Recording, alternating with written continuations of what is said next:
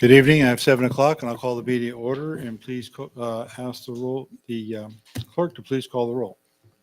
Thank you, Mayor. Mr. Greg David, Present. Mr. Tyler Dean, Here. Miss Emily Hamburg, Here. Mr. Tom Schmitz, Here. Mr. John Welch. Present. And you have a quorum, Mayor. Thank you. This evening, we have Father Terry Hedrick from Church of the Resurrection on 37th Street to lead us in prayer. Father Hedrick. Let's pray together. Heavenly Father, again, as we meet as a city council, we begin this meeting by looking to you in the name of your Son, Jesus. We thank you for the promise that when we gather together in his name, that you are present with us now by your Holy Spirit. We give you thanks that you are a good and gracious God, abounding in mercy and steadfast love. Pray specifically this night for the city of Bel Aire, especially for Mayor Jim Bonage, city council members, and all the members of our community. And also especially for our first responders, law enforcement, EMS, and firefighters.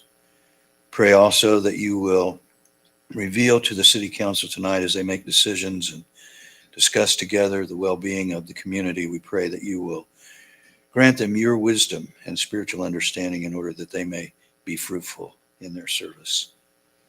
Anoint them this night with the spirit of wisdom, charity, and justice, that with steadfast purpose for the common good they may faithfully serve in their offices to promote the well-being of all people in the Bel Aire community.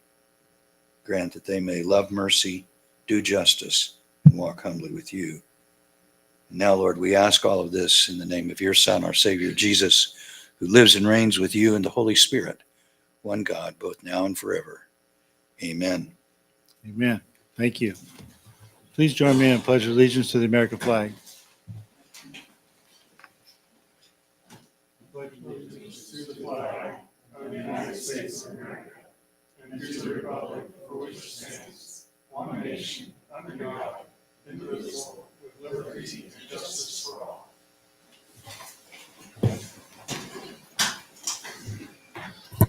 So this evening we have one proclamation, just as an introduction. Since the beginning in 1985, it began in 1985, the Red Ribbon has touched lives of millions of people around the world in response to the murder of DEA agent Enrique Camarena. Parents and youth in communities across the country began wearing red ribbons as symbols of their commitment to raise awareness of the killing and destruction caused by drugs in America.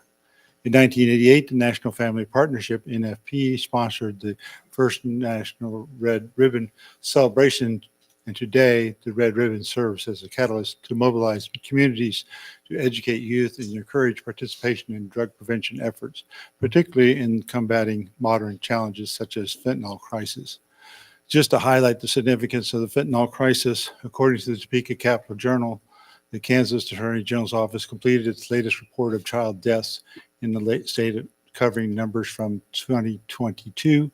And in 2022, the rate of death slightly increased after several years of decline, with 56.3 deaths per 100,000.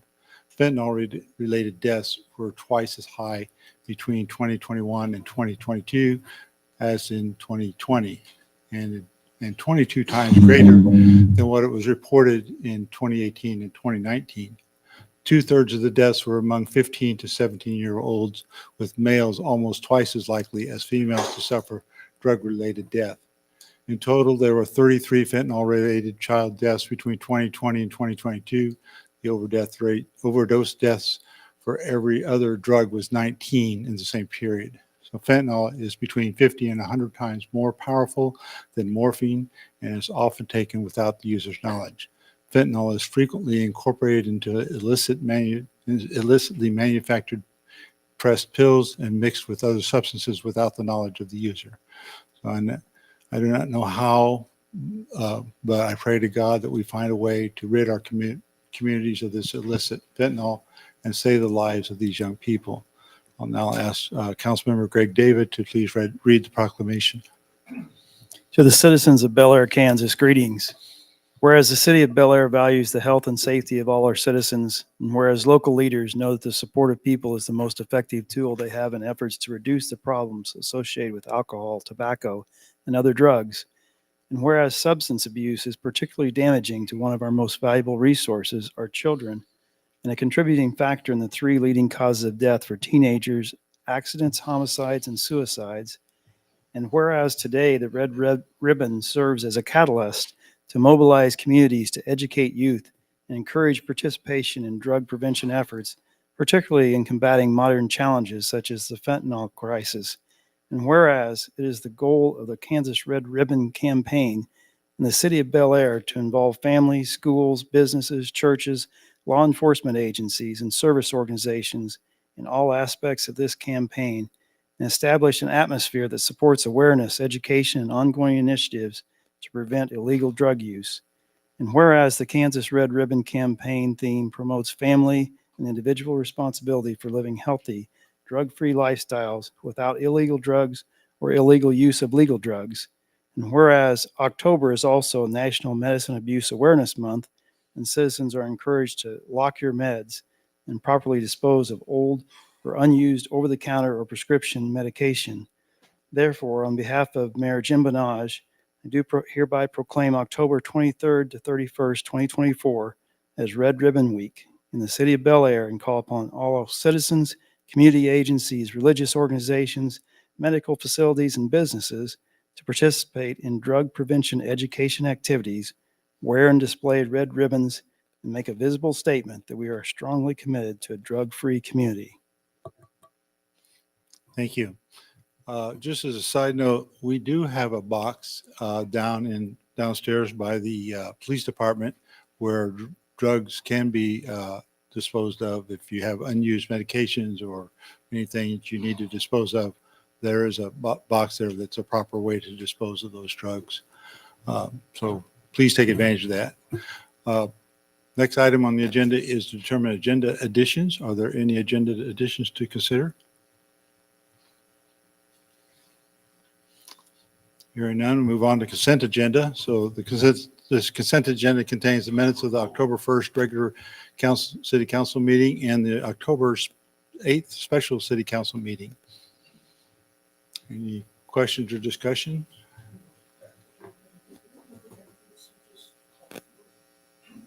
I have a note about it. Yeah. We'll just call for it. Mr. Mayor, Mr. Greg David. I'll motion to approve the consent agenda as listed and authorize the mayor to sign. Second. A motion by Mr. David, a second by Mr. Welch. I think I actually had 2 seconds, but I'll take one. There were. So, It was a tie. okay. We only take one, but okay. So any discussion? Hearing none, I'll call for a vote. All in favor, say aye. Aye. Opposed, same sign. Motion carries 5-0. Move on to discussion and approval of appropriation ordinance. This appropriation ordinance encompasses expenses from September 26th through October 8th, and expenditures amount to $1,295,000 and some dollars for reported expenses. $133,000 and some dollars are infrastructure costs for new developments, and these costs are paid through special assessments. Both September payrolls are included in the AP ordinance. Mr. Mayor, Mr. Dean. I move we approve appropriations ordinance number 24-19. I'll second. A motion by Mr. Dean, a second by Mr. Schmitz. Any discussion? Hearing none, I'll call for a vote. All in favor, say aye. Aye. Opposed, same sign. That motion carries 5-0. Next is city requested appearances, and we have 4, so it's going to take a while to get through all this. The first one is a special presentation of Mr. Keith Price. For the past 22 years, Keith Price has led the building, zoning, and planning department for the city of Bel Aire. He has been a critical part in the city's growth and prosperity and will be missed by all.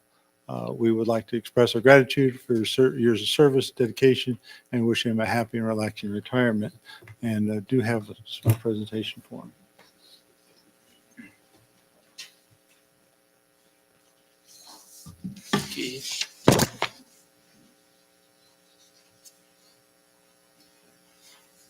So I don't know how long ago I first met you. You've been at my house a few times for a couple of issues over the years, but we really appreciate all the work you've done. I mean, it's just fantastic. You're going to be a big hole for us, and it's going to take a lot to fill that. But hopefully we can find the people to fill those shoes. So, but anyway, so Flash can Appreciate that. okay.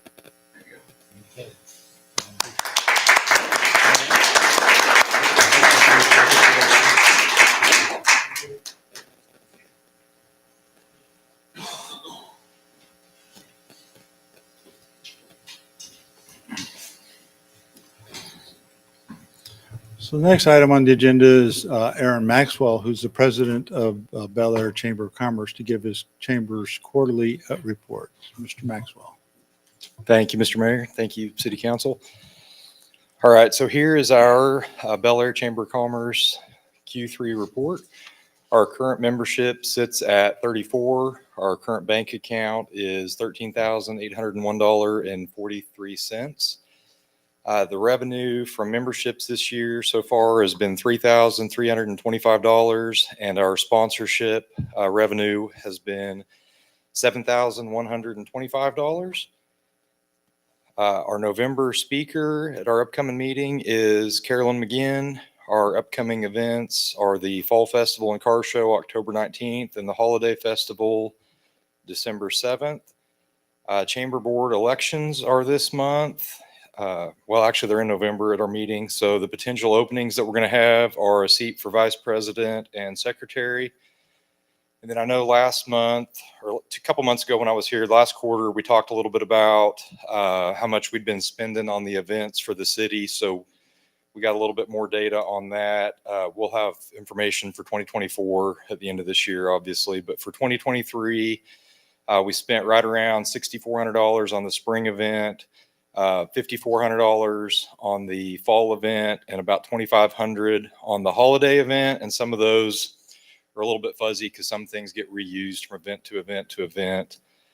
So a little over $14,000 on the three events that we host along with the city and the rec center. And then our total yearly chamber expenditures for 2023 was $25,536. So basically, our total revenue for memberships and sponsorships is about $10,000. The city has been contributing approximately $15,000, and then our total expenditures were about $25,000. So basically, we're about breaking even with the $15,000 from the city. Does that make sense to everybody? Anybody got any Did questions me. on that? Any It's questions? just a lot of random numbers. Any questions for Mr. Maxwell? All right. Okay, Thank you well, so much. very Appreciate it. Appreciate it. See you next month. I hope. That's right. All right, next on the agenda, we have Mr. Ken Lee from Garver to update us, the council, on the stormwater and paving improvements project in Aurora Park. Mr. Lee. Good evening, Mayor and Council. Thank you for the opportunity to come in tonight. Ted and Ann asked me to kind of give everybody an update. The project kind of started and stopped, and so that I know there's some questions and concerns about what's going on, and wanted me to kind of give some clarity on what we're doing right now to get this project to the finish line. And the first thing I just want to throw out is, if you haven't seen Cozy Drive, that was a companion project to this one. It's completed and it turned out really, really well. We're really happy with the way that project turned out. So just wanted to give a shout out to that project. It did turn out good. But as far as Aurora Park, what we found is the project was awarded to Kansas Paving, and Don Linger was a subcontractor to install the culverts on that project. And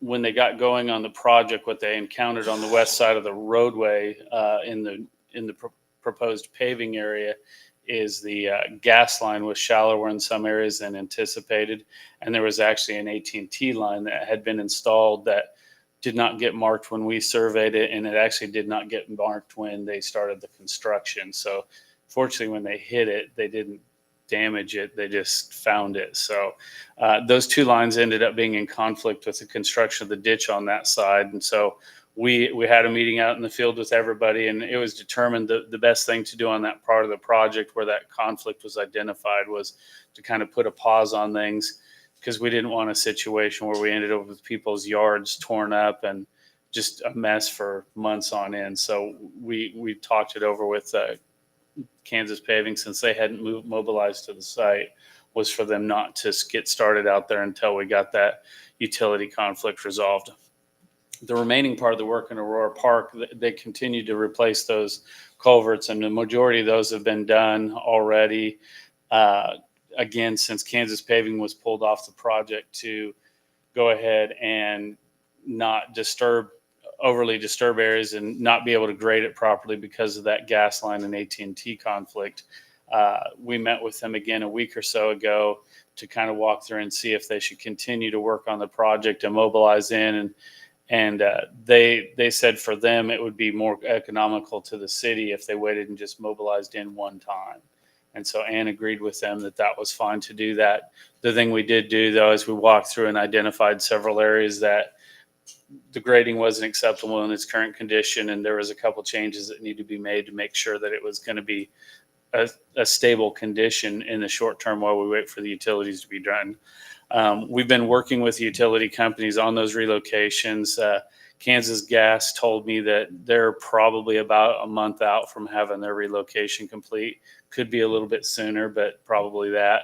The AT&T line, it's a fiber line. It's a little bit more intense, and that one is probably a couple months out is my best estimate on that at this point. They haven't given me a firm date.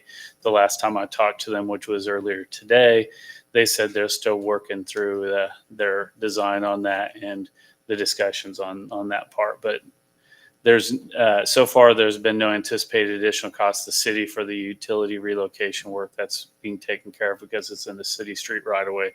They've not asked for any additional compensation, so there's no additional cost to the city proposed on that. So with that, I'll just take any questions you have. So I did have some concerns from citizens. They did not know what was going on, and things just stopped, and they were concerned about that. So are we now in a position that we're going to get some notice out to citizens of what's going on with these projects?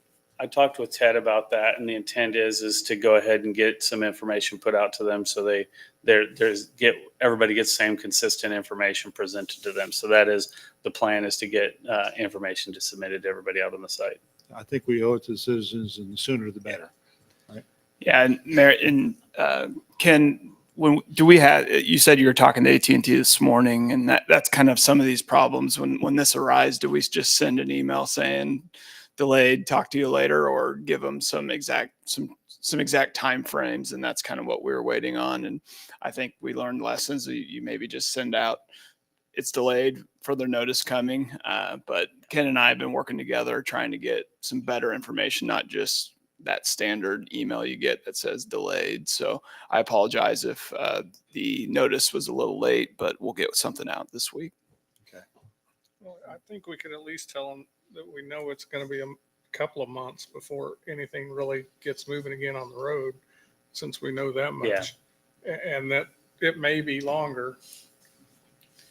Yeah, and the main concern that Ann had on that was just making sure that we had a stable situation, because the last thing we want to do is leave something where it's not properly stabilized and end up causing problems. So that was the biggest part of our meeting with them, is if they felt the need to pull off, what could we do to make sure that we weren't going to introduce a problem. So, Ken, at this point, with it being this late in the year, are you projecting that this project probably won't start up again until in the spring? That's always tough to say. I mean, so much of it depends on the weather. We've had years recently. I guess the upside to global warming is plant shutdowns are shorter than they used to be. So it depends, but it could very well. It's very possible that it could end up being after the first of the year when they pull back in. Part of it's going to be when the utilities are clear, and part of it's going to depend on what the weather looks like. Because again, we don't want to create a situation that's unsafe for the residents. And the second question I had is, what do you think we could do better next time so that the gas line and the AT&T, we knew some lines had to be there. So when you did checks on your pre-design work, we didn't know where it was or somebody couldn't tell us? What can we do to make that process better so that we don't have a multiple month delay after starting? Well, we typically, it's always a tough choice on whether or not you do hydro excavation or not on a project. I mean, sometimes you can end up spending more on hydro excavation than relocations cost. And pulling out the hindsight goggles here, it probably would have been good to go ahead and have the utility companies do a few potholes along the way just to get those done, though. And we didn't do that. And that's probably what we would do differently next time, is work with them, get them to do the potholes, and see if we could get some of that clarified. Gotcha. Thank you. So is this going to be an asphalt or a concrete road? So the part that's going to be paved is over, the part there in red is going to be asphalt, except for the intersection itself will be concrete. Okay. And that, because of the turning movement on that, and wanted to go ahead and recommend concrete, and council agreed and left that in there. We did have an add alternate to delete that out, and we did not remove that. So Okay, it'll be good. concrete just in the intersection. All right. Thanks.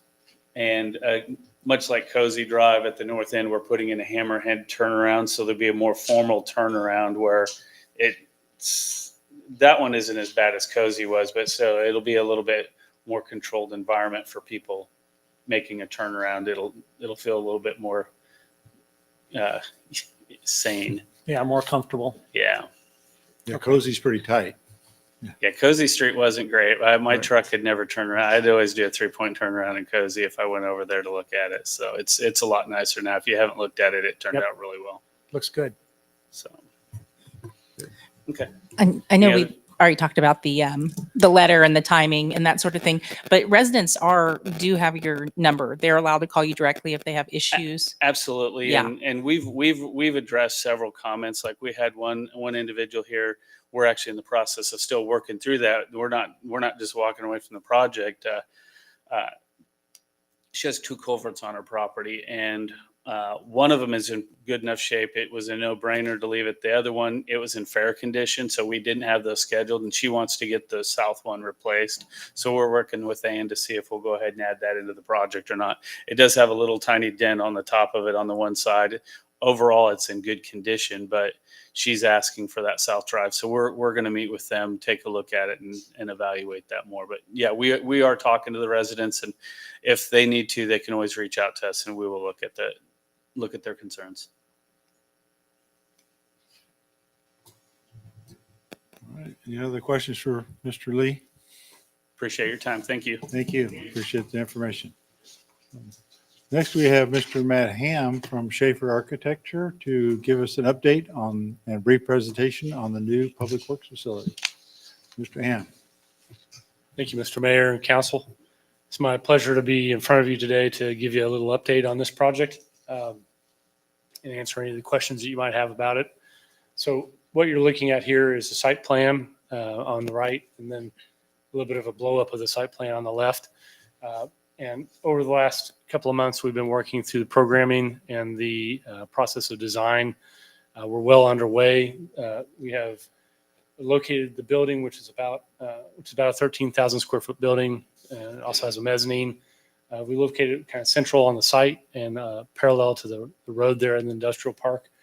The building is going to be a precast concrete building. That's our intent right now. The budgets look good, so that's what we're intending to do. It'll be very durable and long-lasting building. It'll be handsome on the outside. It'll be very functional on the inside. We'll have some visitor parking on the south side, and then 2 entrances for better circulation. It'll be fully fenced site and secure with access control. And the building consists of really an administrative portion, which is a light blue color. Which have offices and a locker room and some simple spaces like that to support the Public Works facility. And then there'll also be vehicle bays in the dark blue portion of the building. And then on the far north side, far end of the building, will be a vehicle wash bay for cleaning up large scale vehicles. The main goal here is a flexible building that they can build and then move into and change as they need to over the years. It shouldn't box them in. It should be flexible, and it'll have all the modern amenities that allow them to do their job well. Then as you look at the overall site, the light gray portion houses some of the other parts of the project. There's a building just to the north, the blue box. That's going to be their vehicle storage building, which will be a pre-engineered building, and it'll be basic function, storing important vehicles out of the elements, protected, fully enclosed. There'll be some light there. There'll be some water there for keeping things clean. And then along the west fence line, there are numerous other components of their processes, storage facilities for salt and gravel and sand. There's a brine tank system, and there'll be some other miscellaneous equipment as well. All of that we're helping coordinate and putting us in as part of the project. So all in all, things are going well. We're looking at the end of November, first part of December, as having this in contractors' hands for bidding, with the idea that we take bids sometime in December. Great. Any questions? I don't really want to design this, but I just want to, I do have some questions. So you said brine storage. So we have a use for brine storage? That is part of the program. Okay. It's one of the things we identified in our tour of Derby's facility. I don't know if it'll be first phase, but it might be second phase. But Future thinking ahead. it is, yeah. that So we don't get stuck in. if we want to be able get to do it. technical, it's way cheaper to have a brine system, but it's just one of those on the wish list that might or might not be there. But we have room for it if we need to. Okay, well, I appreciate that. So you talked about lockers, and this is kind of an issue that I just think with our current environment, I'd like to understand those lockers and Okay. So are they like unisex lockers that one person uses at a time, and then they can take care of their business and then exit, or how are you? How does the locker room positioning these? work? Yeah. Yeah. So the locker room it's a pretty traditional locker room in that it has a restroom portion, Mhm. which is a typical restroom, and then it has a changing area with large lockers that'll be built in for uniforms and big equipment. Mhm. But it doesn't have individual single-use universal restrooms. It's one men's and one women's restroom at this point. I don't know what it'd take to change that, but I think it would be wise to think about maybe using those single unisex type restrooms, and we don't have to deal with any of the politics of do we have enough restrooms for women or men or whatever. Sure. And the nice thing about the facility, it does have a unisex restroom in the facility. I don't know if that's enough, but there is a unisex restroom. But they do need showers, right? Yeah. So, yeah. Anyway, just something to think about. Okay. Yeah, that's my main concern. I didn't see any segregation here in the locker room or the restrooms. You said there's a men's and a women's, but I'm not seeing it. Well, the men's restroom is clearly shown. Obviously this is in the process of design. And so what we're looking at doing is changing around the space on the left-hand side where you see the laundry room and working in a women's locker room and restroom in that space. We've been moving things around. And so this is a snapshot in time, if you will, in the design process. Okay. Yeah, I share the same concerns. Yeah, I feel that's a major oversight. It's not in our first step that we have to redesign already to get that in there. Are we concerned what's the concern? Is it lack of a women's restroom or just lack of universal restrooms? Lack of segregation. There is one restroom here, which I assume is more for the office staff. And there's another restroom, but it's not segregated by sex or gender or whatever the right term is these years. And the same for the locker room, that there's no privacy between individuals. I don't know how much they change in the locker room, if it's just an overcoat or if they change their pants or what. But it seems that there should be privacy involved there for all the users. Something we can look at. I mean, right now there's just one locker room. And I don't see why we have a urinal where the women would walk by if they're using the other toilets. forgive me, the plan isn't complete. Yeah. The locker room for the women's would be accessible, not through the men's locker room, but independent access to the locker room. So, Well, some things to think about. sure, Okay, I really appreciate appreciate it. But Okay, thank We- you. we are in the middle of working on it, and it'll be right. And the other question I had is on where the trucks are stored. I assume those have overhead doors that they can get direct access. They're not having to skimmy through to get a truck in here and there or whatever. Right. There'll be, at each of the bays that you see there, there'll be a large 14-foot garage door for each, for access. So it'll certainly be easy to get in Couldn't and see out. that in the other picture, but I see the bays now. Yeah, okay. And it'll be great. the same in the vehicle storage building. Mhm. That'll have big sectional doors as well. Any reason to have a dock? It's not something that was requested. I just don't know. I didn't know if there was a reason. So, okay. I see a lot of manufacturing facilities, and I'm always amazed at the ones that had to go to some improvising dock. And it's like, why, really? You didn't think about that when you built the building? But Right. anyway. Yeah. No, we do have a mezzanine, and there should be a loading way for, forklifts or lifts to get the equipment or whatever they're storing on the mezzanine to and from the mezzanine. So we have taken that into account, but not a dock. Okay. All right. As long as the people who are going to use it are going to be happy with it, I'm happy with it. Okay. Very good. Man, I assume that the reason for that is most of the materials we have are stored outside on the ground. So the dock's probably unnecessary from that standpoint. But I did have one question just to kind of clarify the phasing. Mhm. Is the intent that the first phase, what we're going out for full design and pricing, is basically what we see in color on this aerial? And then Yes, the rest of it the is sort of building- future phases that would be a bit at a separate time. Yes, the only the blue portion is the phase one base Cool. bid. Right. And then there's a dash portion off to the west, and then some dash portions off to the north.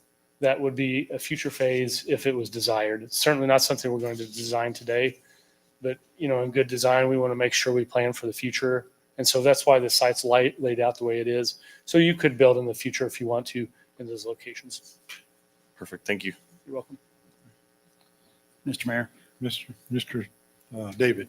is there any change as you're getting into the design on the projected cost? We've had some meetings and gone through some budget numbers, and they look good right now. So I don't foresee there being any concerns on the budget. Okay. Any other questions for Mr. Ham? Well, thank you very much. Appreciate the preliminary review. So, Thank you. The next item is citizens' concerns. I do not have any cards for citizen concerns, so if there are any citizens that would like to raise any issues, you're certainly welcome to do that now. And seeing none, I'll move on to council member reports. So Ms. Hamburg, would you like to make a report? Thank you, Mayor. The only thing I wanted to highlight is that the Utility Advisory Committee is meeting this Thursday at 6:30 p.m. down in the community room. They usually meet at 3 p.m. on a Wednesday afternoon, but we're really trying to look for community input on our drought plan. Now that the rubber's kind of met the road and everybody has a unique situation, and for example, I don't have a pool, but I've tried to keep up on next door and the concerns with the restrictions with the pools. And we need to know stuff like that because we're all in a little bit different situations. So if you can make the time and you're concerned about it, 6:30 p.m. right here downstairs this Thursday. Thank you, Mayor. Thank you. Mr. Welch. Just thank Emily for bringing that up about the utility advisory that Dean said. I have nothing else. Mr. Schmitz.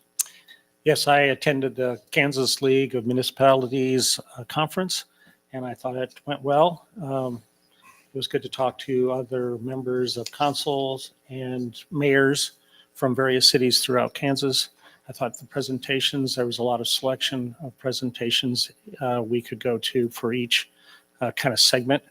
And I thought a lot of it was communication, how to communicate better. A lot of it was how to listen instead of how to talk. It was more like how to listen, which I thought was great. And then discussing a lot of issues that other municipalities had with dealing with zoning changes and problems within the cities. But overall, very good conference. Very good. Thank you. Mr. David. I also attended the conference this weekend, and I'm always a little skeptical, tentative about attending that, whether it's a good use of our funds. I also got a lot out of the workshops and passed on some ideas that we might consider further. The best that I get is always, though, just discussions with the other community leaders. I always end up asking them two questions. One, how long are your council meetings? They always say an hour. So I know we need to work on that, but maybe without some of these executive sessions, we'll get there. The other one I always ask is, how'd you do on your mill levy and reducing it to the revenue neutral rate? I only had one that was able to do that. The mayor of Burlington said that they reduced it 5 mills and got it down to revenue neutral. I don't think we're ready for a nuclear power plant, but maybe we'll have to think about it. Casino. But all in all, a good meeting. Thanks. All right. Very good. Thank you. Mr. Dean. Mr. Mayor, I do have a few items. First, I attended the Wichita Waterworks, the new water treatment plant for Wichita's ribbon cutting on October 4th. I know Mayor was also there. One of the things I felt interesting about that was one of the leaders of the Wichita Water Partners, kind of quoting it here, he said, "I don't know of a community in this part of the country that has invested more than Wichita in securing their water supply." So I just thought, at a time when the water is making a lot of news and the drought, it's kind of neat to hear that.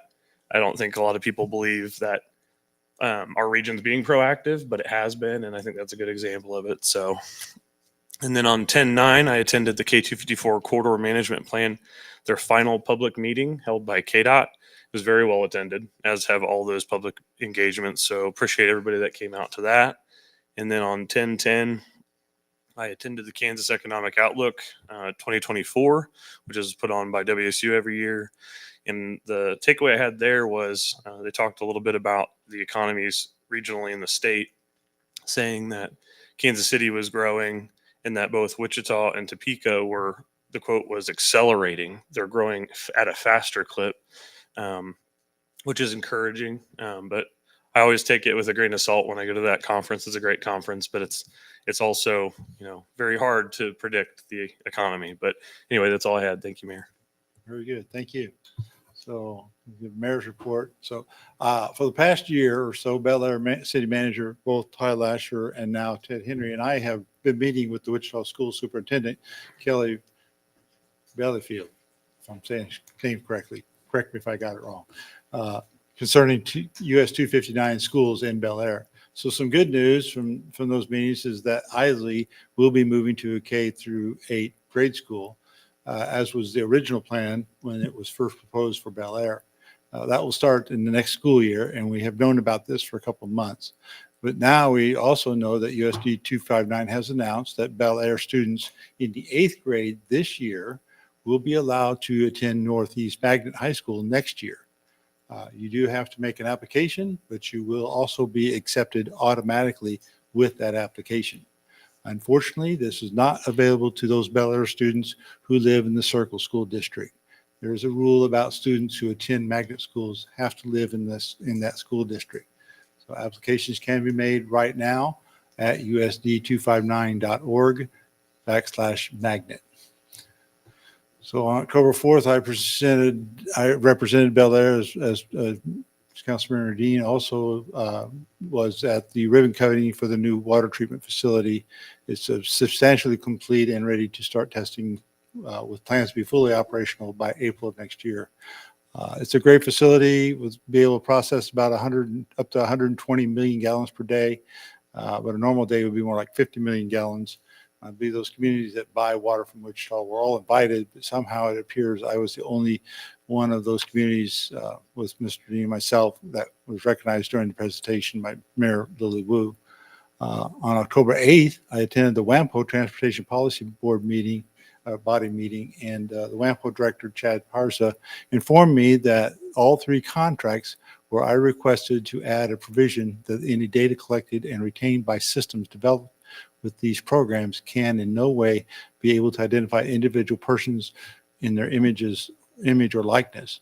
And those programs include regional intelligence transportation system architecture, a travel demand module support services contract, and an automatic bike and pedestrian counters contract to automate the counting process.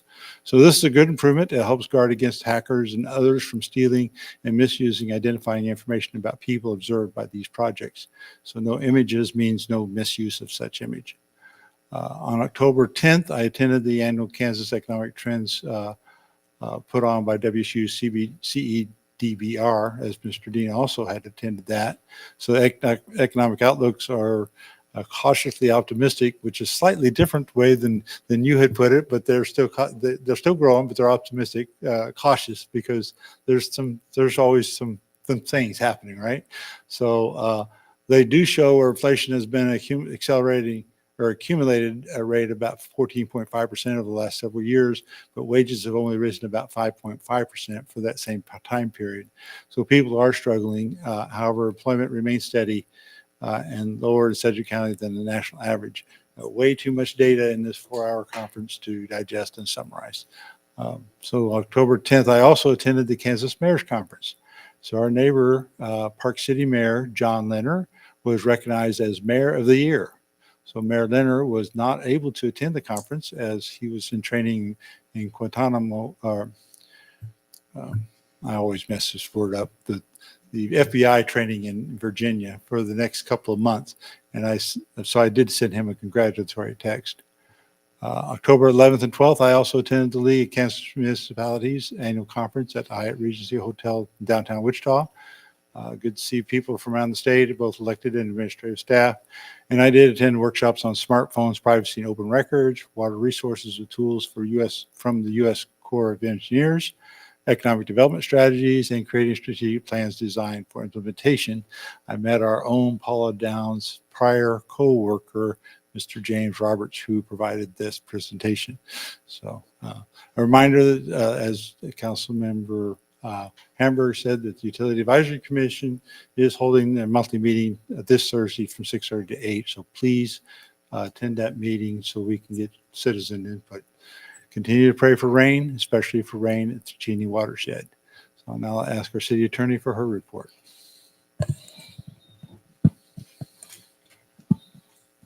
Thank you, Mr. Mayor. I attended legal training recently, and Planning Commission and zoning were one of the number one topics.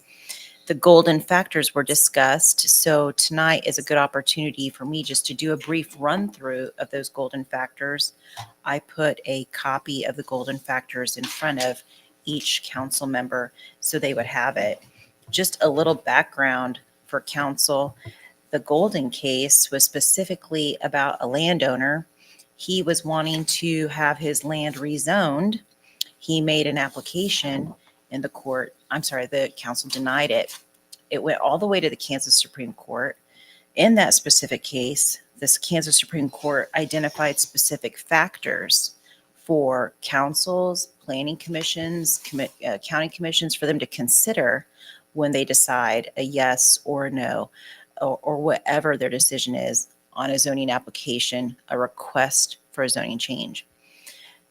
The golden factors themselves are not an exclusive list, but it is a list of factors that are consistent enough for people to use them. If an individual was to use these factors, it tells a little bit about what they're relying upon. Specifically, the character of the neighborhood, that is basically about surrounding property, what the surrounding property, what their uses are, the density, the general condition, the age of the structures, the other factors, zoning and uses of property nearby, factual listing of the zoning surrounding, what the abutting properties, what their uses are, suitability of the property. This is basically about whether or not it's suitable, for example, having an agricultural right next to a residential. What is that use? Is it the best use? Is it the best for that current surrounding? As far as number 4, extent of which removal of the restrictions will detrimentally affect property. in my training that I attended, this is actually the one that was the most confusing. This was actually meant to discuss allowed uses, minimum lot sizes, height, setbacks, and traffic. The length of time of any vacancy of the property, that has been taken into account as well. Perhaps a property has been left vacant for quite an amount of time and the current zoning was unsuitable and they have found a new use for it. The relative gain to public health, safety, and welfare. This is sometimes what I read is that in this specific one, the protection of the public safety, looking at whether or not industrial or commercial would be the best use for the land when you're looking at other residential uses nearby. That is something, every case is different. The commission, the council can look at the facts of it, but this is actually has been very important when it comes to urban areas. Recommendation of permanent or professional staff. Every government usually has some individual with the planning and zoning department. They do a background report on the specific zoning case. They put it together into a staff report. The staff report will usually use some type of a recommendation as to what their professional experience, their professional training tells them would be the best recommendation, and they provide that to council. In conformance with the comprehensive plan, we do have a comprehensive plan. Councils do take that to account. Sometimes comprehensive plans are out of date. So council can definitely take that, whether or not they need to update it or consider other factors. Finally, the opinions of other property owners may be considered as an element as well. I think it's always important that when property owners come in and they focus on land uses, there's a lot of fear sometimes as to what could come. The main thing to remember is this is about the land itself, the use itself. There is no promise as to what it will be in 5 years. It is simply about what use and is it appropriate for that specific zoning district. I don't have anything else to share. Those were the only factors. I think the last thing that I will say in the training, when council members have a discussion about a zoning case, voting one way or another is just not enough. The discussion has to involve thorough consideration of these golden factors, any other factors that the council members want to consider. Once those are considered, once there's that active discussion, that gives the reason as to why the council voted a certain way. If there were ever to be an appeal of a specific zoning decision by a council, the first thing the court would do is they would go back and look at the minutes of the specific meeting, looking for what were the factors that that council considered.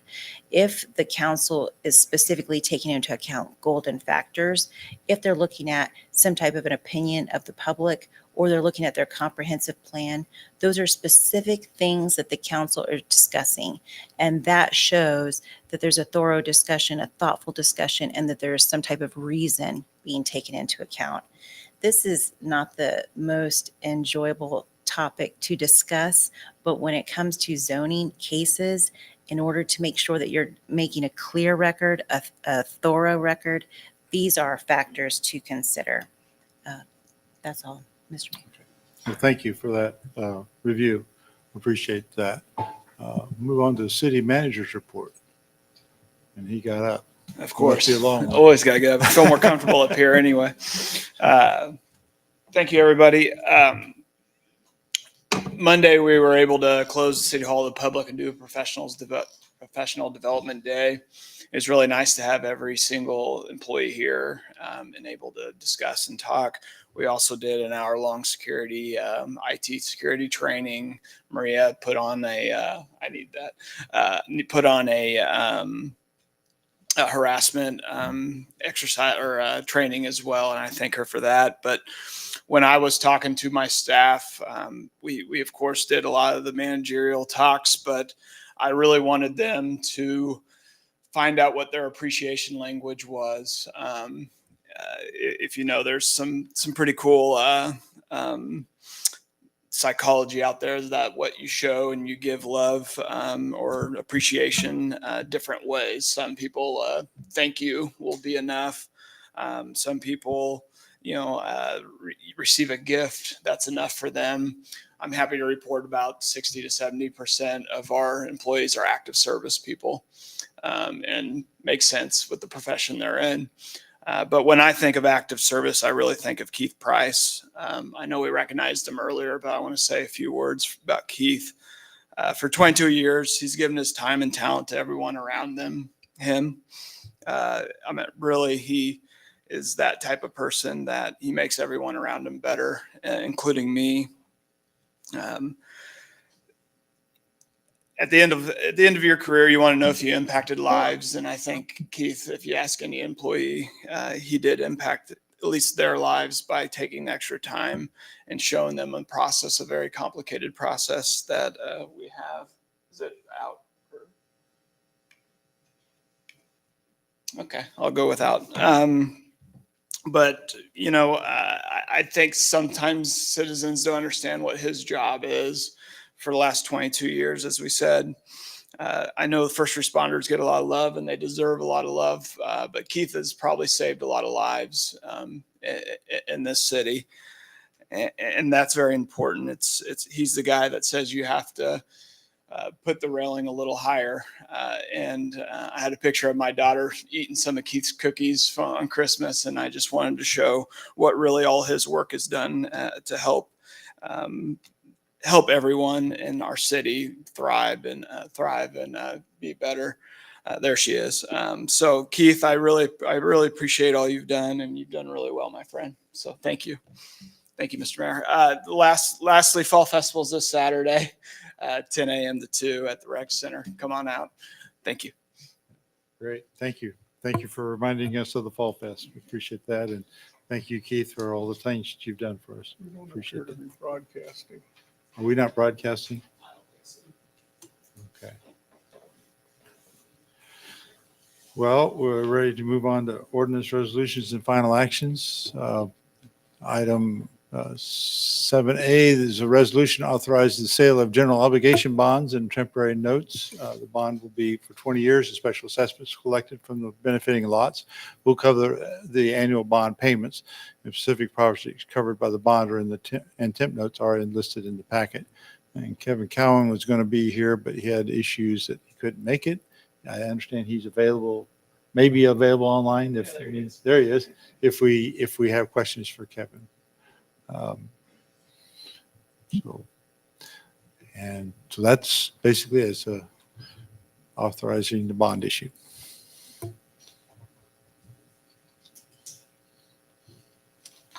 Any questions or discussion? Mr. Mayor, I'll make a motion to accept the resolution authorizing the offering for sale of general obligation bonds, Series 2024A, and general obligation temporary notes, Series 2024B of the City of Bel Aire, Kansas, and authorize the mayor to sign. Second. Motion by Mr. Welch and second by Ms. Hamburg. Any questions or discussion? Hearing none, I'll call for a vote. All in favor, say aye. Aye. Opposed, same sign. And that motion carries 5-0. So thank you, Kevin, for your help. So we'll move on to item B. This is a government service agreement. So with the upcoming retirement of Keith, Bel Aire needs to find an alternative way to provide a plan review. So he's leaving some pretty big shoes to fill. So building inspections and other services related to industrial and commercial buildings. Staff researched how other cities our size are managing commercial inspections and found that nearly all surrounding cities are using the Metropolitan Area Building and Construction Department, the MABCD of Sedgwick County, for these types of inspections.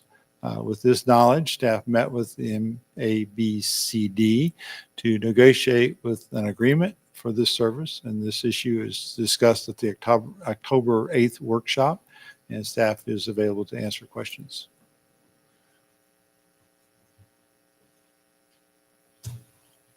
We met Mr. Chris, can't remember Chris's last name at that workshop. Labrum. Labor. I just want to say that it really shows how much Keith did that we have to replace him with a whole department of people. Yeah, I think they like have 40 inspectors, don't they? You're really running.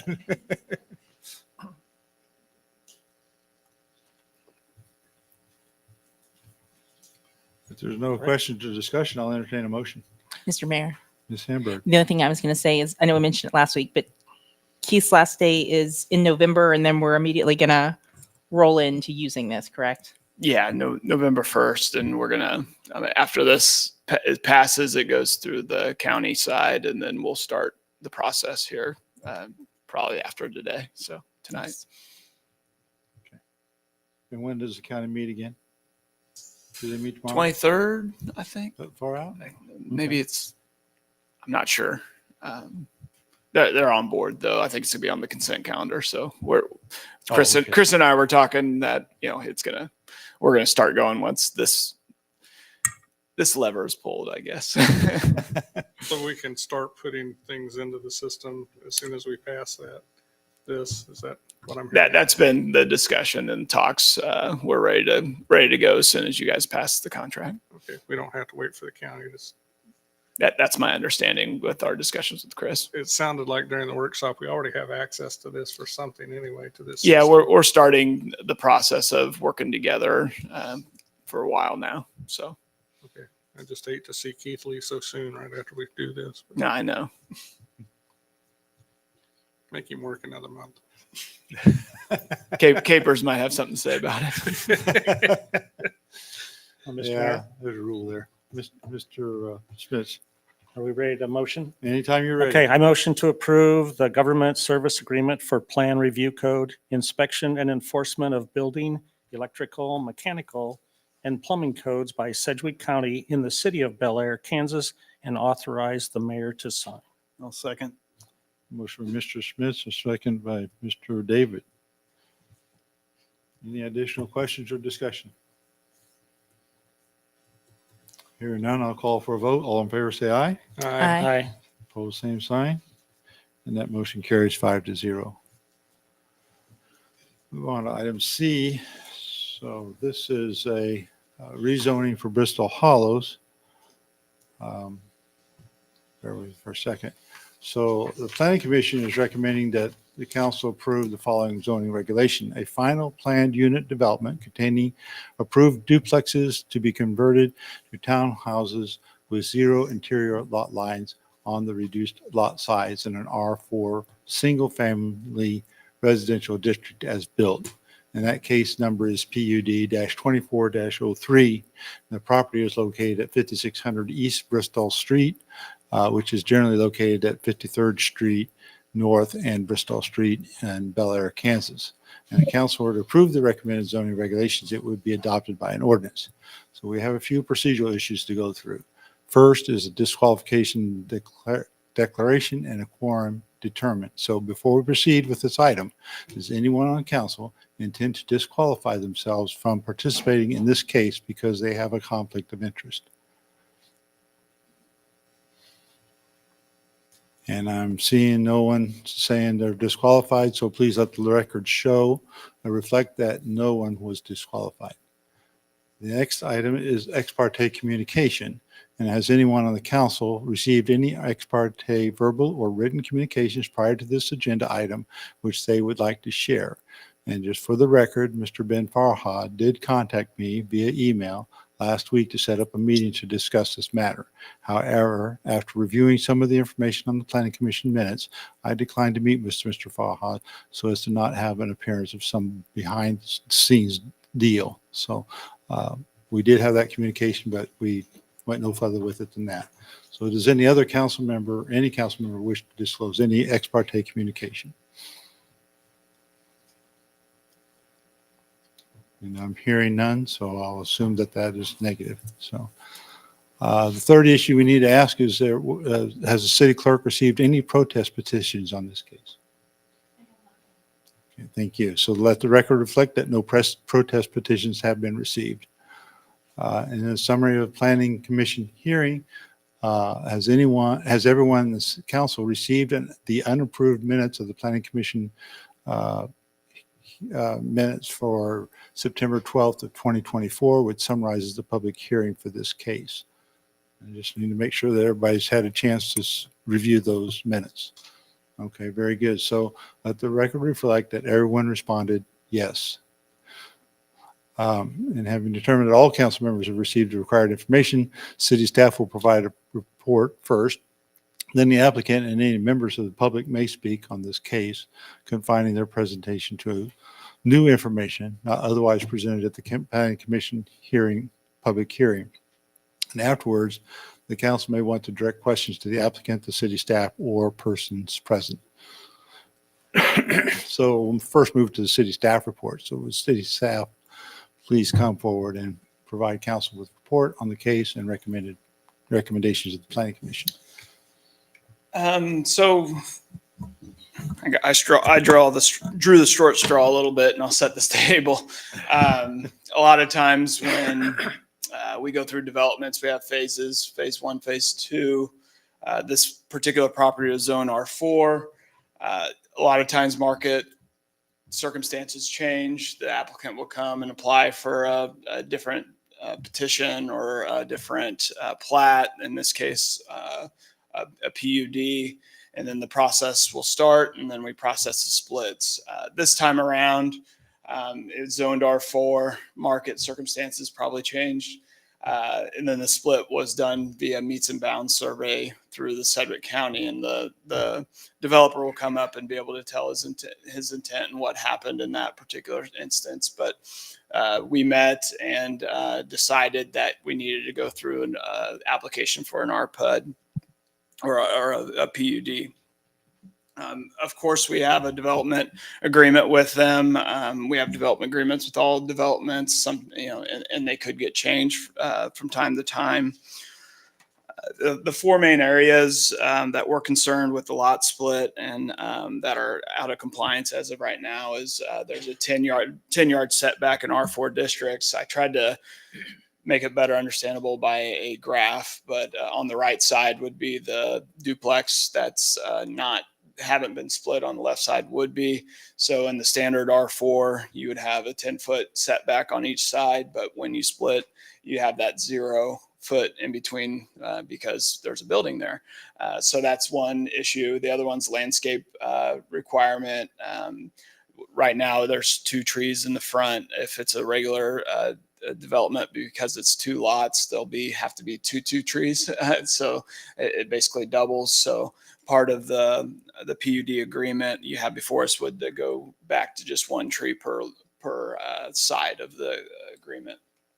The other thing's lot coverage. If someone wanted to put a shed, the lot coverage on a normal duplex would meet.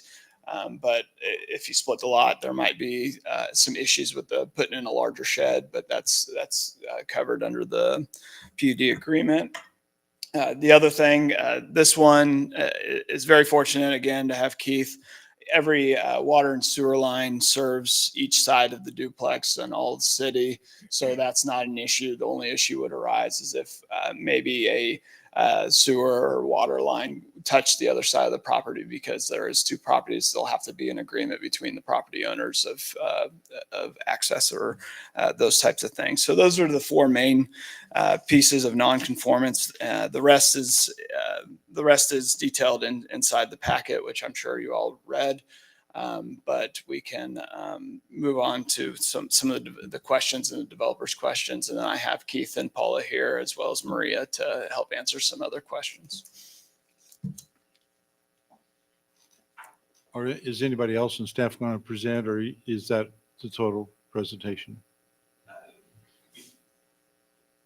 We can keep going, but that's pretty much what Okay. the non-conforming side of the R4. Just want to understand what we're thinking here. Okay.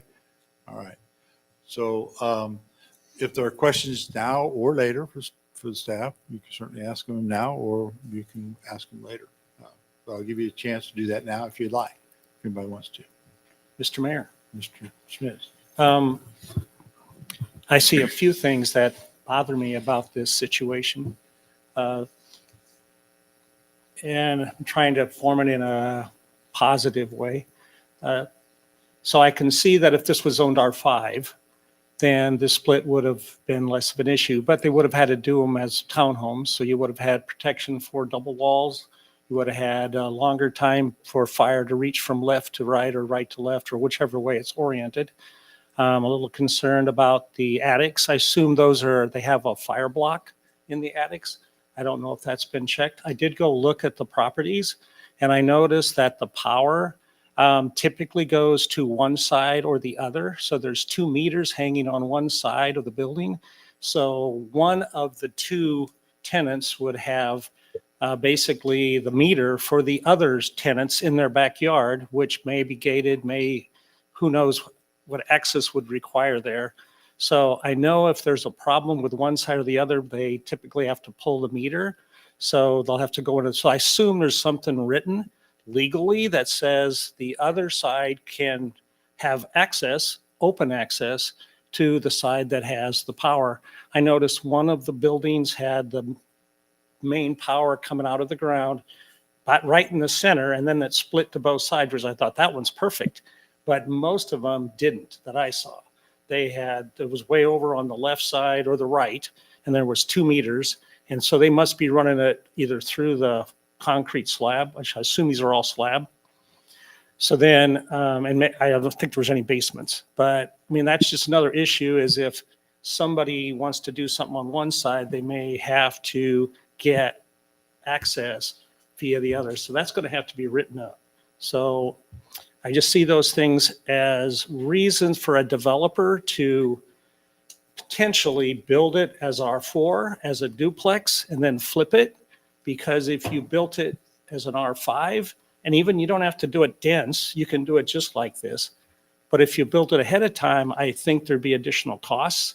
So I just hope this is in the cost-saving way to get 2 townhomes for a lower dollar. Because I think the person that owns either half, I know now they're kind of in. So it makes it tough for us to say, hey, you guys should have done it right the first time. So I think that bothers me. If this is a way to bypass building it better for the people that are going to own either half, instead of, well, let's do it this way so we can save a lot of development costs. So I'm just hoping that is not what is going on, but I just hope we try to prevent this kind of thing in the future. Very good. Thank you. Mr. Mayor, Mr. Dean. this might be a question for either Ann or Ted. Is Bristol Hollows, is this the residential that's been built without sidewalks?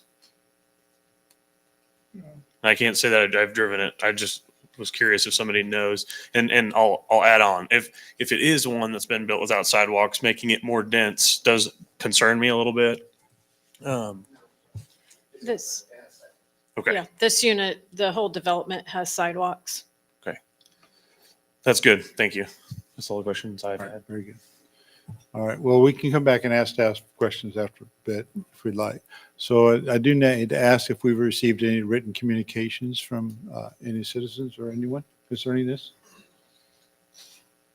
I'm not seeing anyone that's standing up and saying yes, so I'm going to say let the records reflect that no written communications have been received. So the applicant, Mr. Farha, I think he has a partner. I don't know if Mr. Farha is here.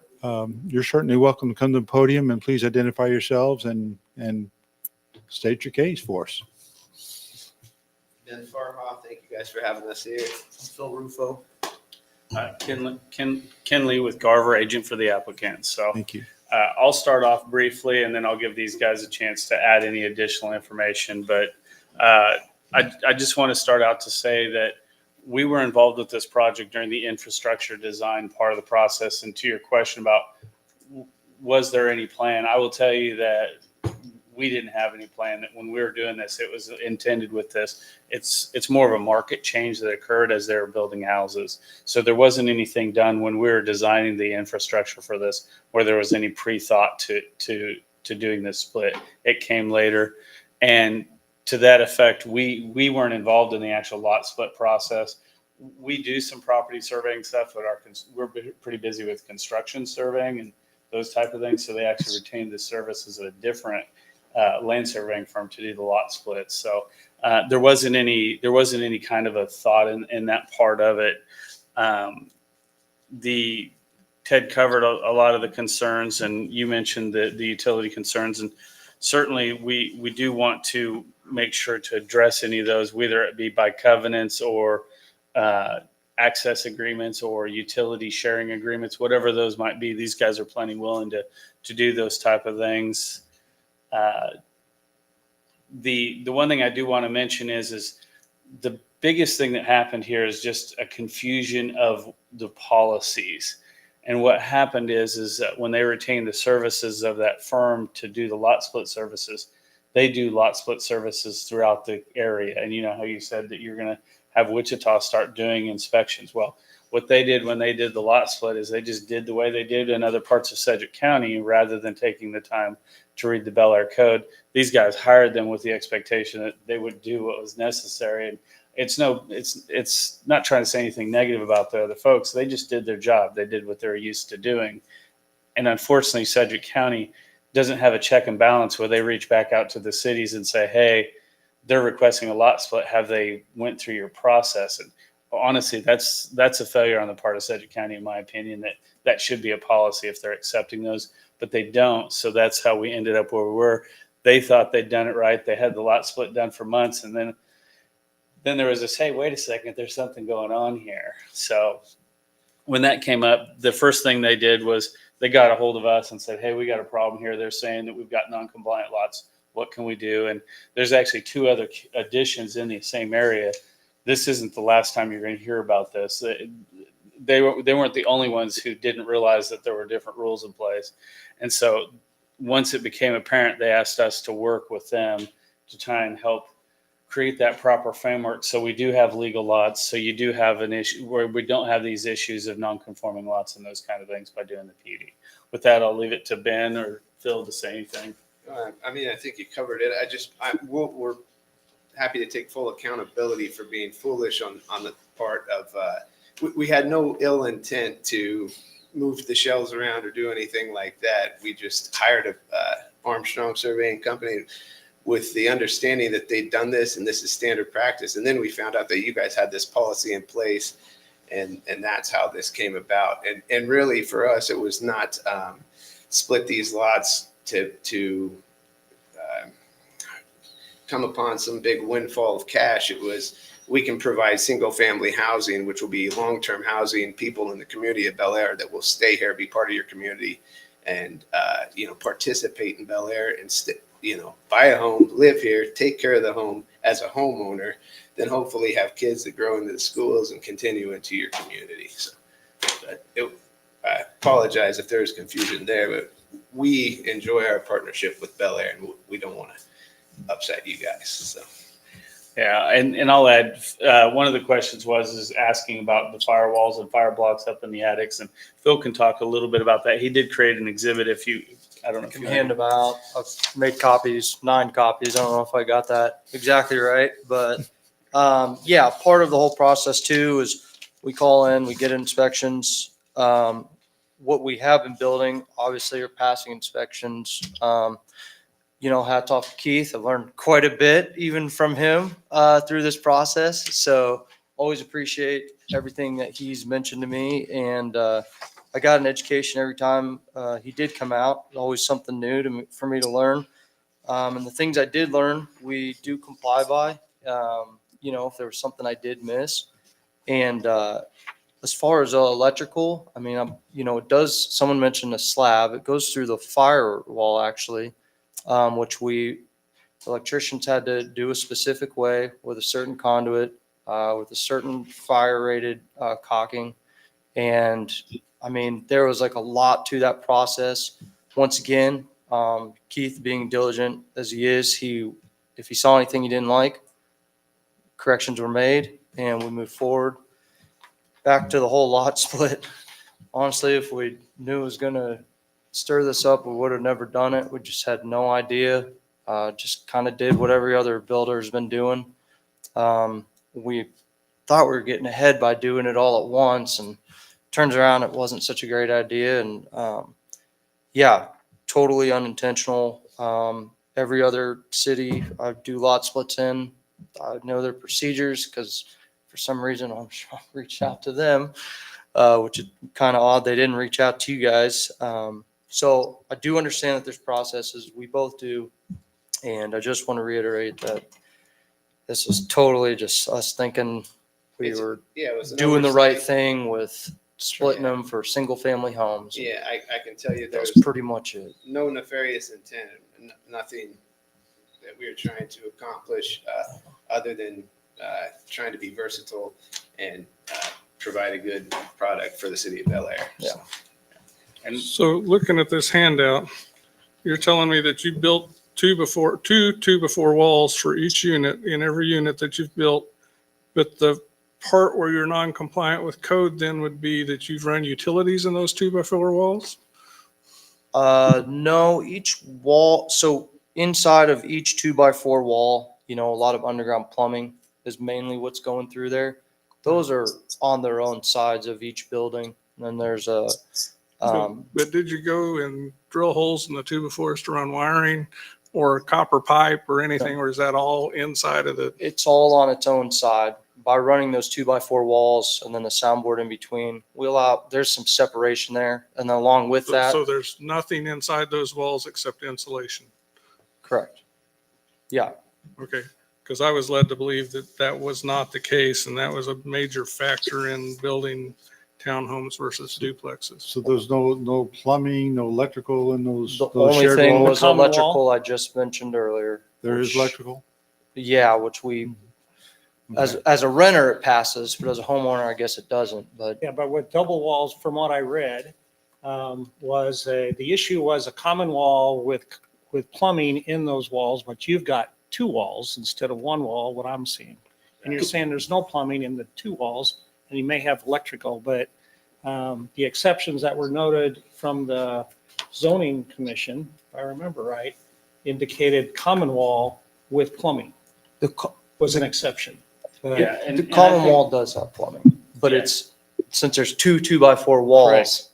they're each on their own side. Technically, I know some other builders will run a 2x6 and stagger their 2x6s. Sure. It says 16 on center. It's basically 8 each way.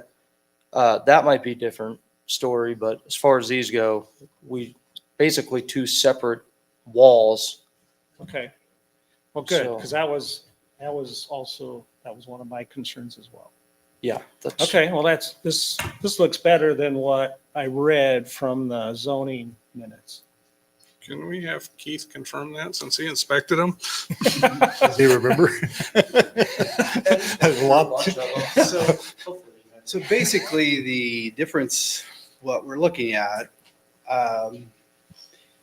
they have a piece of drywall, they have a wood frame, they have the fiberboard, they have a wood frame, they have a piece of drywall.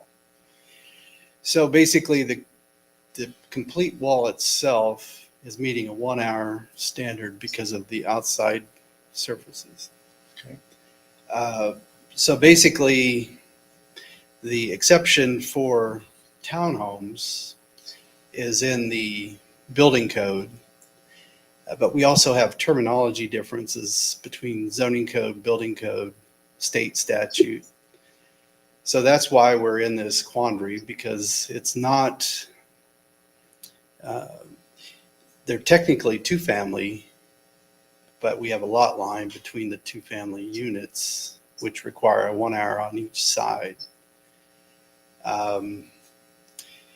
But with that said, the risk isn't any greater than if it's a two family off the lot line or on the lot line. So the wall's built well at a 1 hour standard. Where the problem comes in with plumbing or other type of utilities in the wall is when the plumbing is within 16 inches of each other. In the commercial code, we consider that as a through penetration. So basically, you have plumbing on one side, and it can communicate with the other side if it's not sealed perfectly. So it's a good wall, and the interpretation is we have different sets of codes that have led us to some areas that have to have interpretation. But between the two units, a 1 hour wall, if it's on one lot or two lots, really doesn't change the risk. So if you're accepting of duplexes, then this townhome scenario is equal to that. Is that what you wanted to hear?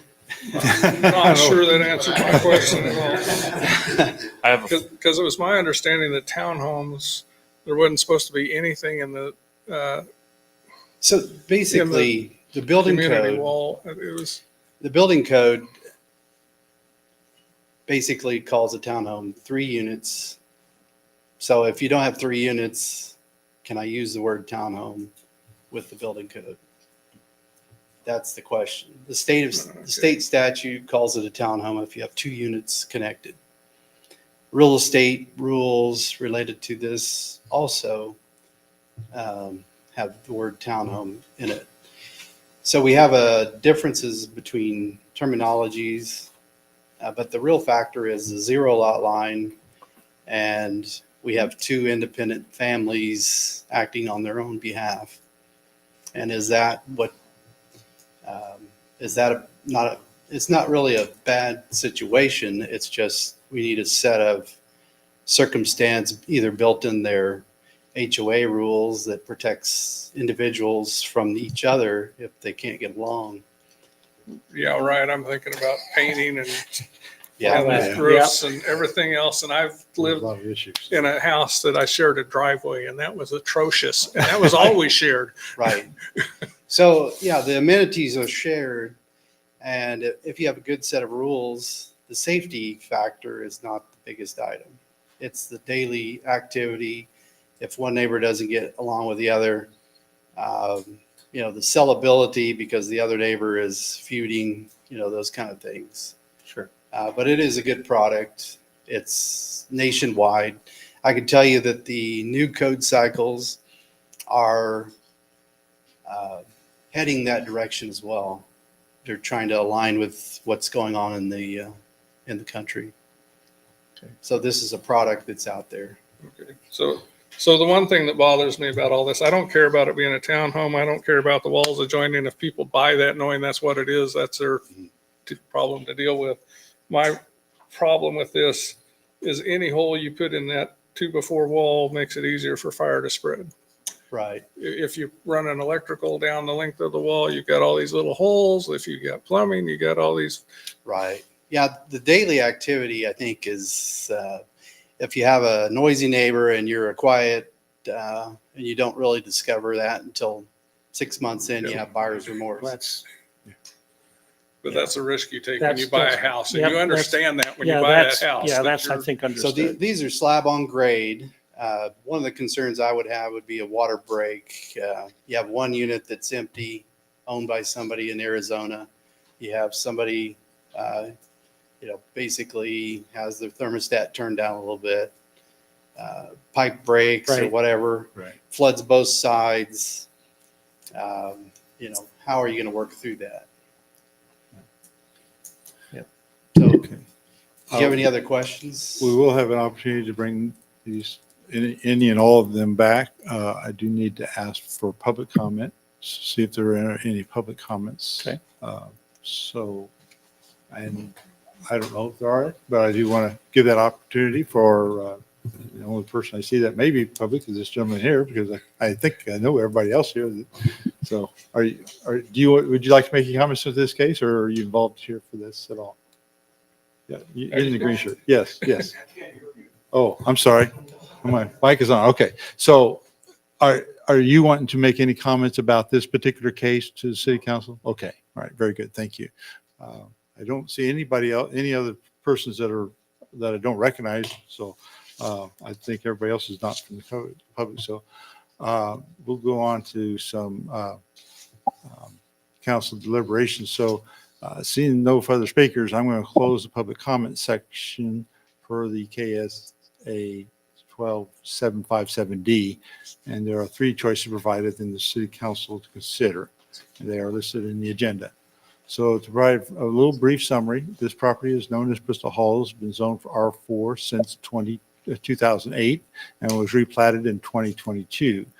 So, and as you know, without knowledge of the processes, these developers did this surveying and split these lots. So I don't think I need to read all that detail again, because I think that's pretty well covered. So it's time to the council to deliberate, and please keep in mind, we need on record the reasoning for voting the way we decide. It doesn't mean everybody has to give their decision, their reasoning, but there needs to be reasoning in the record in considering the golden factors. So I do have two concerns with this, and I've written these out, but I've got some new information here, so I may change this a little bit. So first is the fact that these duplexes were not built to the same standard as townhomes. I think we've already pretty well established that without the 2-hour firewall. And I did have an email discussion with the Sedgwick County Fire Marshal, Brad Crisp. He says 2 1-hour firewalls are not the equivalent of a 2-hour firewall. They're very different issues. And I don't have any expertise in this area, but I understand that the required construction for a 2-hour firewall is significantly different. So my second concern is that in 2020, Bel Aire entered into a developers agreement that says in part these properties would be zoned R4, and it also goes on to say remain in control by a for-profit development as a single controlling entity or owner. So it looks like we're violating that developers agreement now. And so because these duplexes were constructed under that R4 zoning and with that requirement, as I understand it. Those are the concerns I have. I also understand that townhomes have no utilities of any type in those shared walls, plumbing, electrical, any of that. Some plumbing type of pipe is flammable, some is not. I know copper is not, but some of the plastic are. So that can be a concern. So these units do have shared walls without the 2-hour firewall. So my concern is for the buying public, which relies on the city to assure the certain requirements of quality of this housing structures will be misled into perpetuity of the construction of these units with this change. And yes, historical documentation will be on file, but by and large, those purchasing such property will not be cognizant of the documents or their implications. So that goes to golden factor 6. And I'm just thinking off the top of my head here. I'm not making a decision yet, but I'm thinking maybe we can work with this, meaning we've already got this far down the road. If we have a HOA type agreement that clearly defines some of the things that Mr. Welch was pointing out about who takes care of what and access to property when you have a water leak or a roofing problem, and how do those things get resolved? And maybe there needs to be some very specific definition to that. I know I'm just thinking off the top of my head after hearing what I've heard today, but I do want City Council to please engage and tell me your thoughts. Mr. Mayor. Ms. Hamper. I did have a question about, since special assessments are pretty fresh on my mind, splitting these up, where are we at in the process and how is that documented if this were to go through? Yeah. So right now, this development was is spread with this bond right now. So what we had to do, and to the developer's credit, they helped us do this, is in the original bond documents, if this situation occurs, you go by square foot. So if you look, not every lot is the same square foot. So what you have right now is it's price per square foot. What the PUD does is split 50-50. So if this passes, then I'll send a document to the Sedgwick County and we'll be able to split those specials evenly amongst the two lots. Right now, they're per square foot. So your neighbor might be $25 more than you every year because that's what we had to rely on without a respread agreement. Usually you have a respread agreement, but I said there's no way I can do a respread agreement without this process first. So we went back to the original bond documents or the petition documents and did it per square foot. So it creates a little mess that way too, but we were able to clean it up in the short term and then hopefully to establish something new in the long term. Ted, just a quick follow up to that. So because this is basically doubling essentially the lots.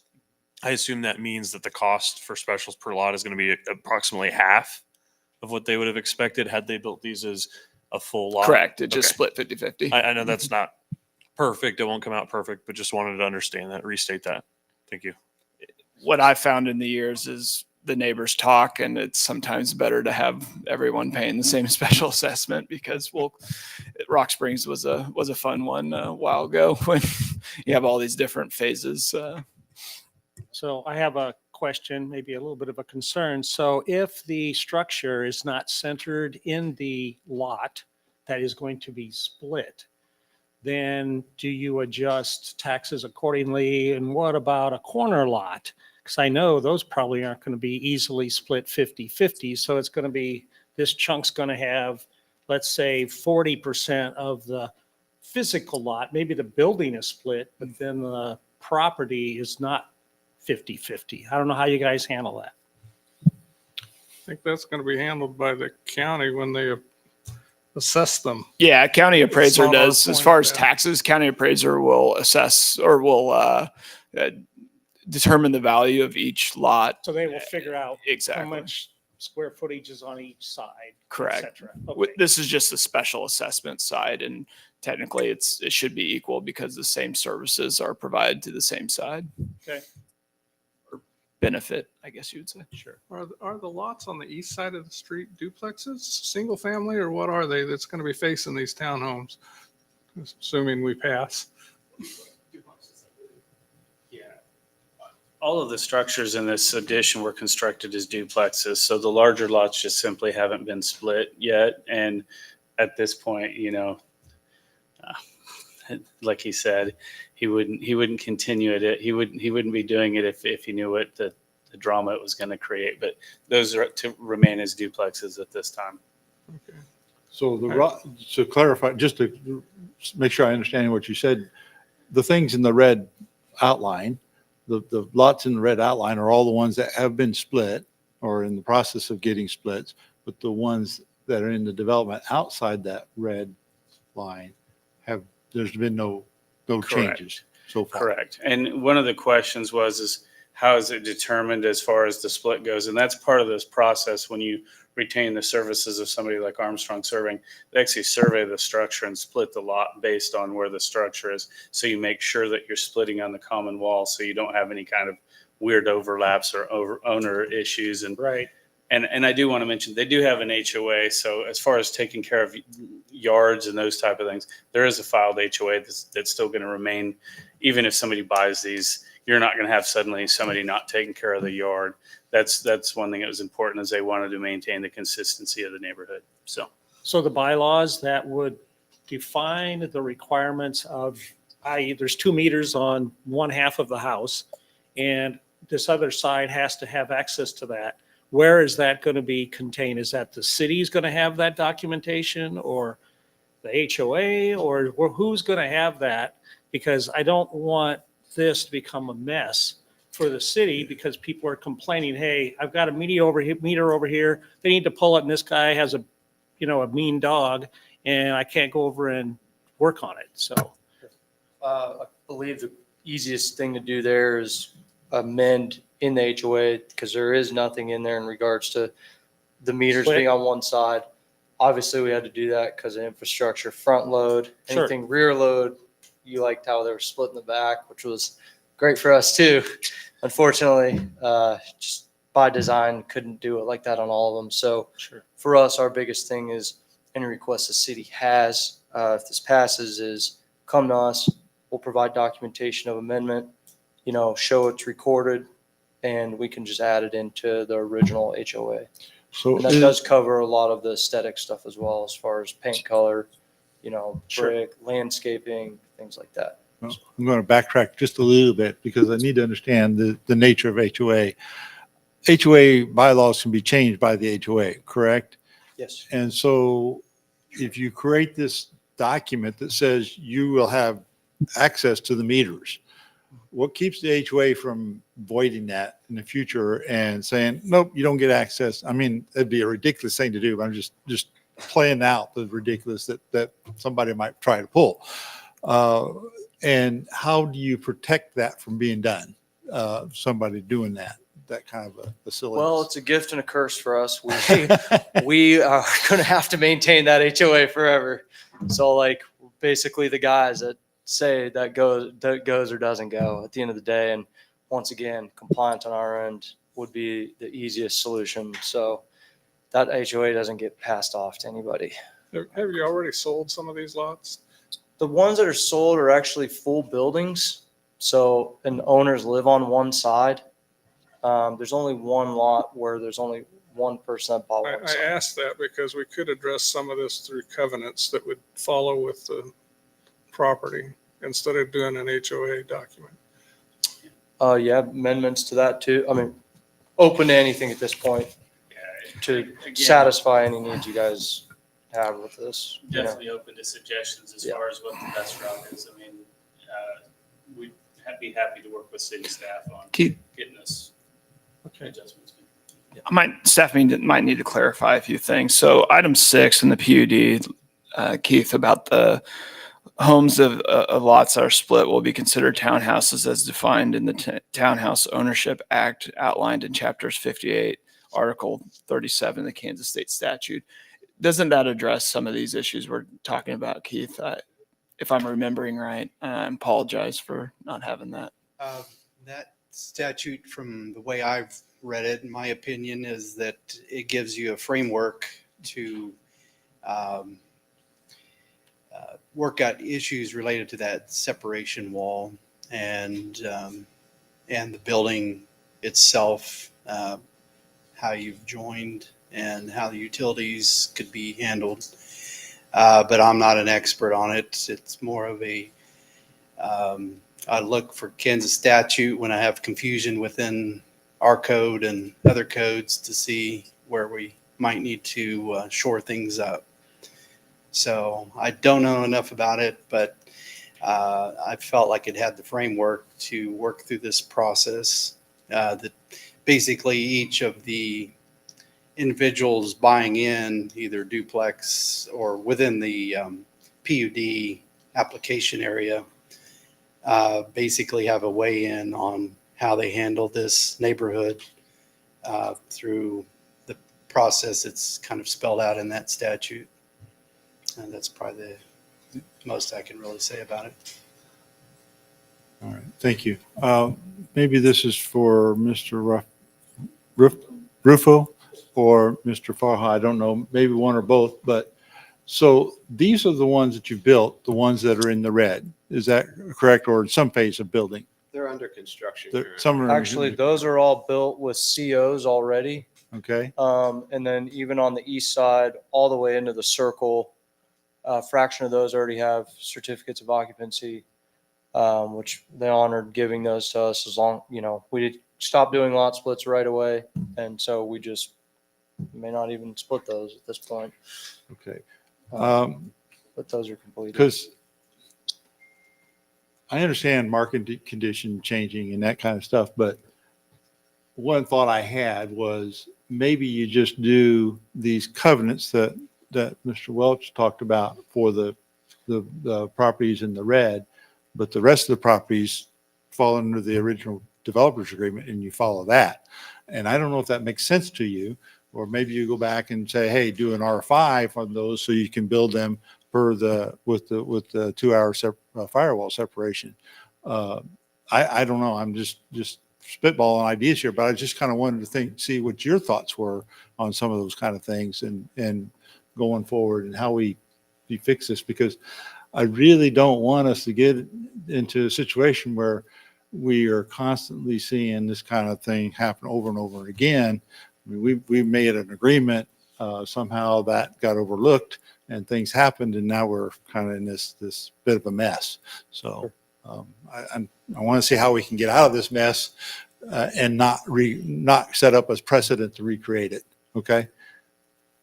That makes sense to you? We're fine with all of that. Yeah. We are where we are, and Yeah. we didn't, like we said, this wasn't done. We weren't trying to sneak anything past anyone. We thought we were just doing the right thing. And we found out that we weren't. And now we are here. And so Yeah. we're fine with just leaving this if it's allowable and putting the covenants in place. We're agreeable to, we want to work with you guys to come to a common place where we don't have to,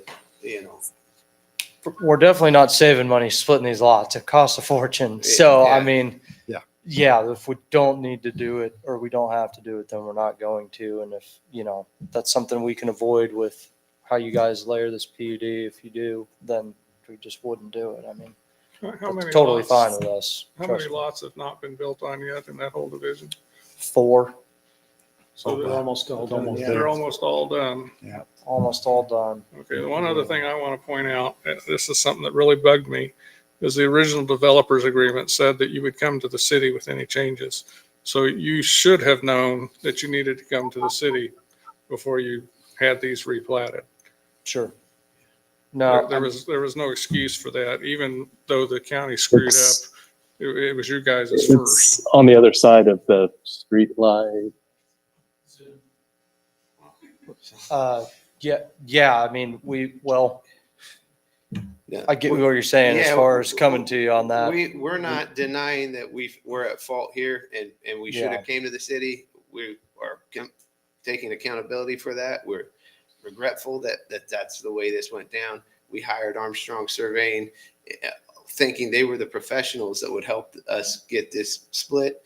And we just, this is not standard process everywhere else in Sedgwick County. It's unique to Bel Aire, and it was their oversight. That's why I didn't come to you guys. And so we didn't not do it on purpose. I can tell you that much. And we apologize. We didn't follow the rules, and we are at fault for that. And Are the rest of the houses built with this same dividing wall? Yeah. Every single one of these is built exactly the same inside.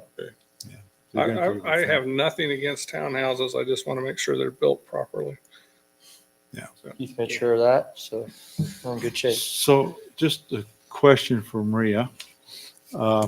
If, and I'm not presupposing, I know what the council's going to do here. Okay. So, but if the council would say, hey, come back with a more detailed plan with some draft covenants that would take care of some of these other issues about who does what when, and if you have issues, you have the vacant, like the scenario where you have the vacant one side and the occupant on the other side and you get the water leak, that's kind of emergency. You got to have some authority to go in there and fix that thing, even though the vacant owner may not be available. You got to have some authority, but I don't know what that looks like. I'm just saying. So is it appropriate to send this back to Planning Commission for that to be considered? Or is it appropriate to table this and let them bring it back to us? The council could vote to send the zoning case back to Planning Commission with a statement of what the council needs more additional information on, more discussion about. For example, you said consider covenants that would be listed in the statement. There was a statement about covenants that for properties that fall within the red line, but then follow the original DA outside of the line. That would need to be listed in the statement so that the Planning Commission has guidance. The statement is what tells the Planning Commission what to do, what to look further into. Okay. Does that answer the question, Mayor? It does for me. Okay. Yeah, I was kind of thinking the same question. Because I kind of think we need to send it back to have it reconsidered and just a little more thought into some of these situations. And I don't know how to specify that if we send it back. I don't know what the correct wording would be. Mr. Mayor. Ms. Hamburg. So if we were to send it back to Planning Commission, it all starts over, right? It has to run in the official paper again and go through that whole process, correct? Hearing? With the hearing? Yeah. It would be best to err on the side of caution and republish. Because even though it's going back and forth, a publication would be necessary to give individuals notice so that they could come and make comments. I think one could argue, well, it's just going from one place to another place, so the notice was given. but it is the best practice to do publication in this case. And then my second question, and maybe Keith covered it, but some of these questions about like getting in to, even though it's not zoned as R5, my understanding was there's not a great bit of detail here, but the Townhouse Ownership Act, does it address some of these issues where you need to get in because your property is threatened and they're not there? Is that addressed in there where we wouldn't need to have them in the covenants spelled out? It's more of a understanding between property owners with any peril that there's an agreement of some sort. It's a framework. It doesn't give exact details.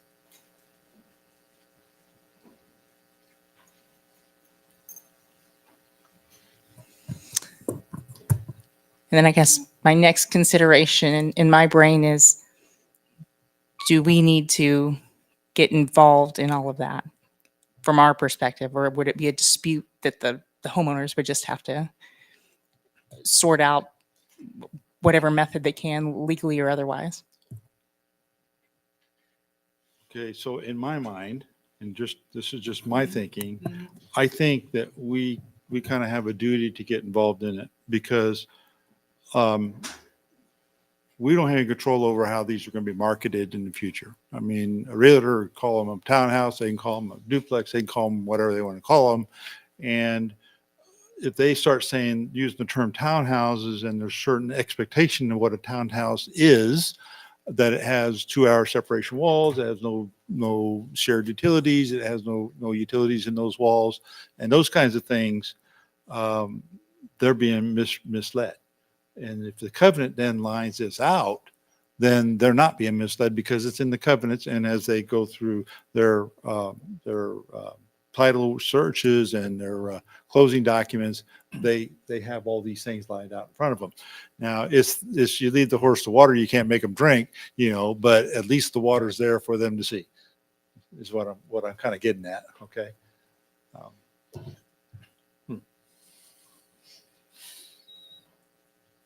Yeah, my main concern is how do we make sure a new buyer knows the easements needed, whether you're on the side that has all the utilities or at least the power, and maybe the others are split, or there may be a shared pipe. At least we want to have some way to know that will be communicated, and they don't get communicated by calling the city and saying, hey, what's going on with somebody needing access to my side? I don't think we want to get in that. So somehow we have to make sure that is documented. I can't believe there's not something already written for condos, because they have 100 meters on the side of the building in some places. But I don't know how that's worked out, but this is not near as complex. But I'm just want to make sure we do this correct. If we don't do the due diligence now, I think in the future, there will be issues when things come up. So that's my concern.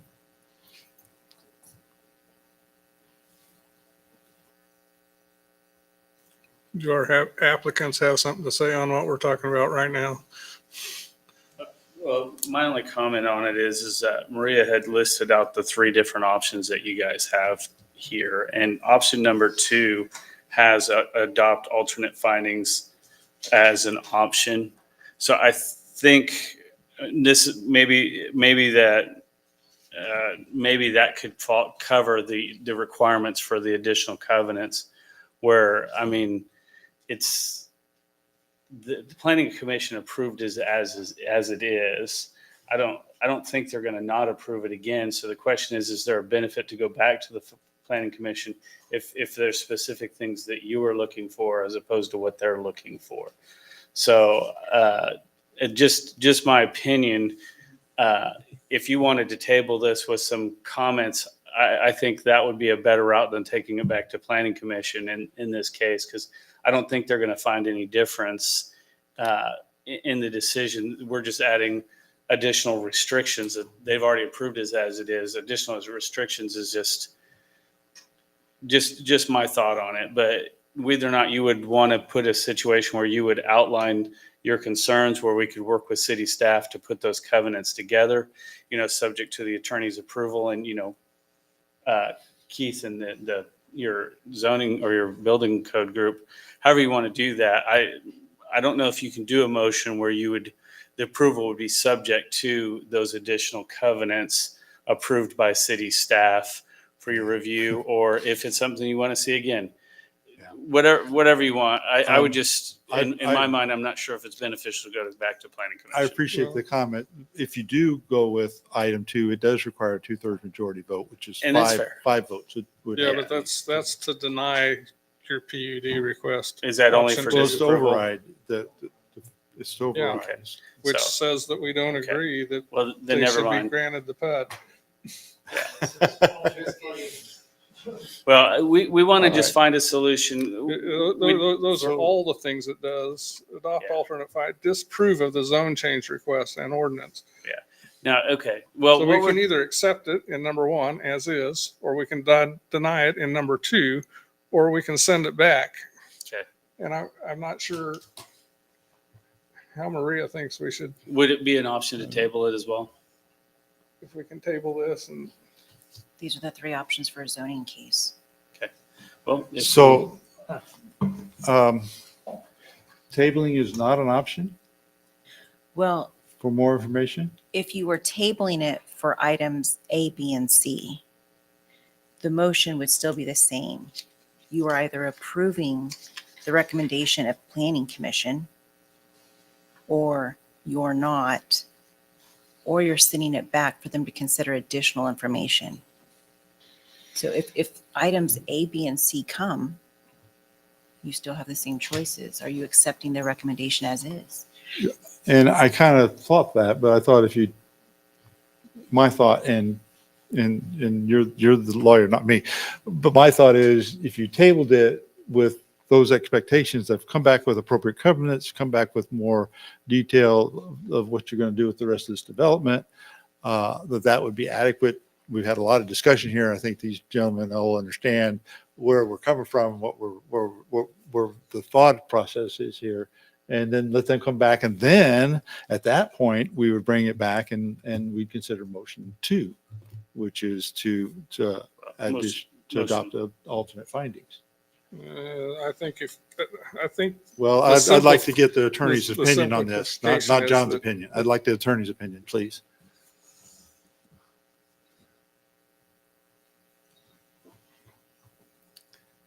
I think the reason that she's thinking, I think the reason it says adopt alternate findings is that we disagree with something that they've found, which would override their approval.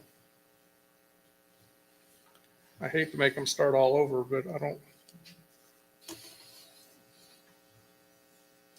Our most recent parliamentary would be Robert's Rules of Order, with a motion to table, with, of course, the law of parliamentary procedure. So yes, you could do that. Okay. The, per Robert's Rule of Order, as far as the options for the zoning case, those would remain the same. Right. So if we table it though, when it comes back, we still can't require that they've done anything. We would just reconsider it as is. And if they volunteer to do something, I guess that would apply, but Okay.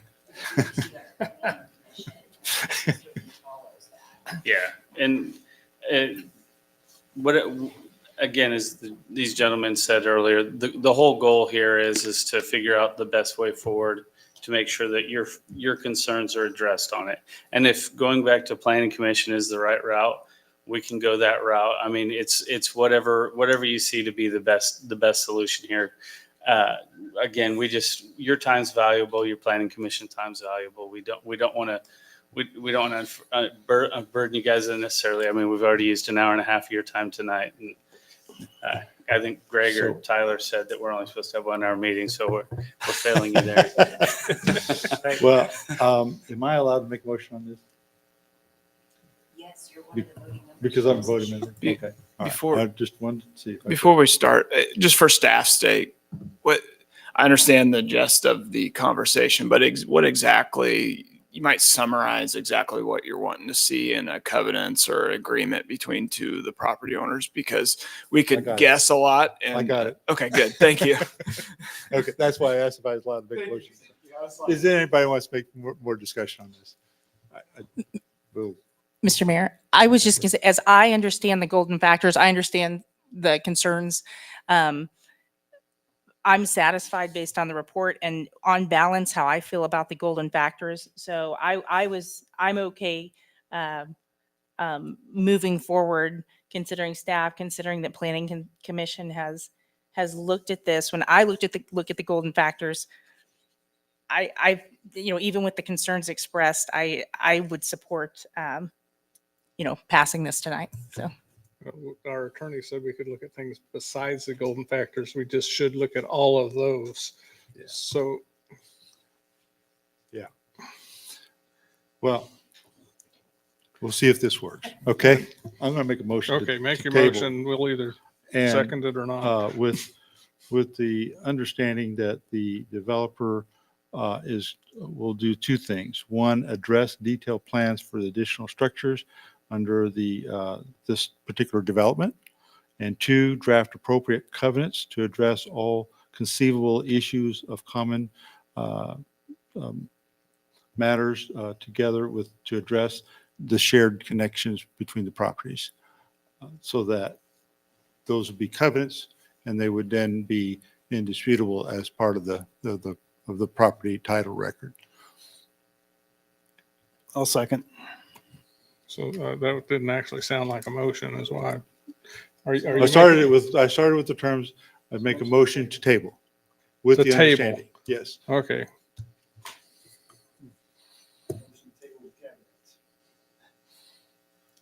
And But you I want have to a send it second. back to the planning commission? I'm confused. no, I do not.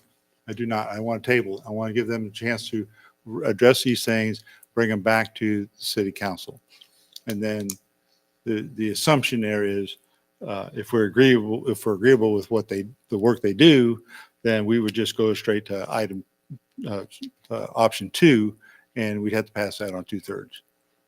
No, you'd go to option 1 if we're agreeable. It'd be one after they come back, possibly. Well, we can work So- we can work that detail later. So we're Why wouldn't you We're- do we're one with an directing- amendment? we're directing city staff to work with them to come up with something, or let them take first pot shot at it, and then city staff. I think they need to do the work. I don't think our staff needs to do the work. Well, I'm They need saying, to and work then our- with the staff, Then our yes. staff is going to review and see if Right. it's suitable to address issues with shared things or things that are on the other person's property. Because if we've got a water line or a sewer line or an electric line that's going through the other person's property, we need to guarantee access. Yeah, Right. and that's the issue to address. That's the gist of what we're after. That's Okay. right. Mr. Mayor, Mr. Dean. can I ask a question to Maria? So Maria, what would be the difference of us motioning option 1 with an amendment that they do those things? And that we're satisfied, that the staff reviews and satisfied with the amendment?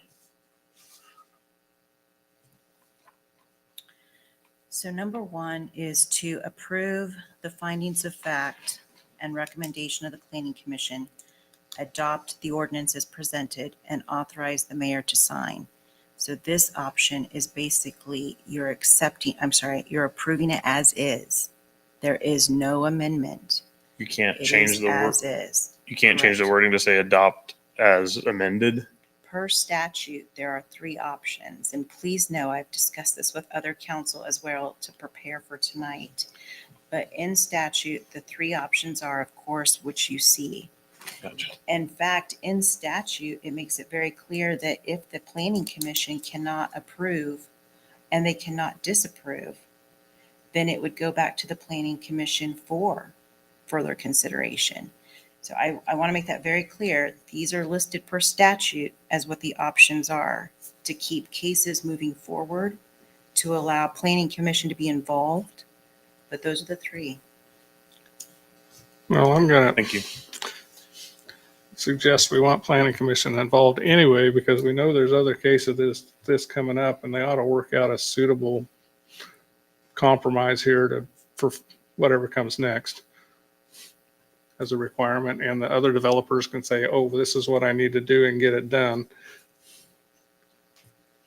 It's not good for you because it slows you down, but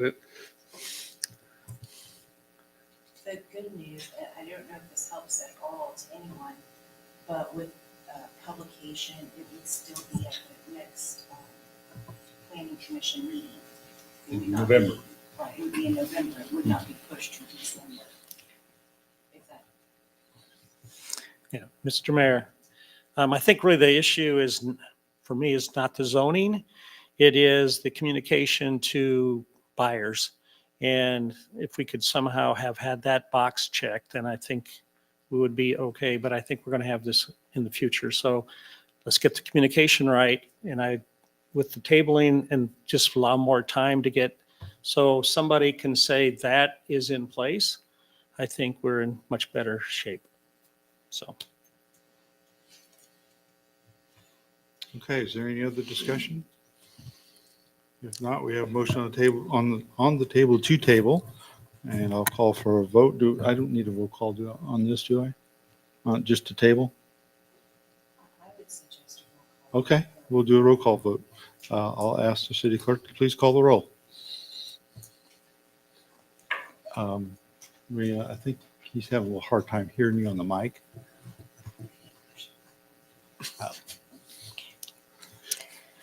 Mr. Greg David, Aye. Mr. Tyler Dean, Aye. Miss Emily Hamburg, Nay. Mr. Tom Schmitz, Yes. Mr. John Welch, nay. and Mayor Jim Benaj. Aye. Okay, so we have a vote of 4-2. Yes. Is that adequate for a tabling? Majority to table? The motion passes 4-2. Just want to make sure that that's the case. All right, thank you very much. That was a long time process, but we had a lot of issues there we had to deal. I think as the fact that we tabled this item C, we need to move ahead and table item D because it's related to the same issue, same development. I agree. I'll make a motion to table the planned unit development agreement concerning the development of Bristol Hollows addition to the city of Bel Aire, Kansas. I'll second. Who was the second? Mr. David? David? Okay. All in favor, say aye. Aye. Opposed, same sign. That motion carries 5-0. Next item E, I believe we need to have a executive session before we move into item E. And I think there was a draft executive session motion there handed out to everyone. Yeah, all I gotta do is find it. Yeah, we got a lot of papers tonight, didn't we? Yeah. So if somebody would like to make that motion. And how long do we need for this? Oh, I turned it upside down. That's the problem. Okay, 10 minutes. Mr. Mayor. Mr. Mayor, Mr. David. I'd like a motion to recess into executive session to discuss with legal counsel and receive legal advice regarding contracts related to the Woodlawn roadway project. The discussion will be pursuant to KSA 75-4319B2 for legal consultation with Neil Gosh, which would be deemed privileged in the attorney-client relationship. Invite the city manager, city attorney, city engineer, and Catherine Klumsky. The meeting will be for a period of 10 minutes. And the open meeting will resume in council chambers at 9:14 p.m. Second. Motion, Mr. David, a second by Mr. Dean. All in favor, say aye. Aye. Opposed, same sign. That motion carries 5-0. We're in executive session for 10 minutes.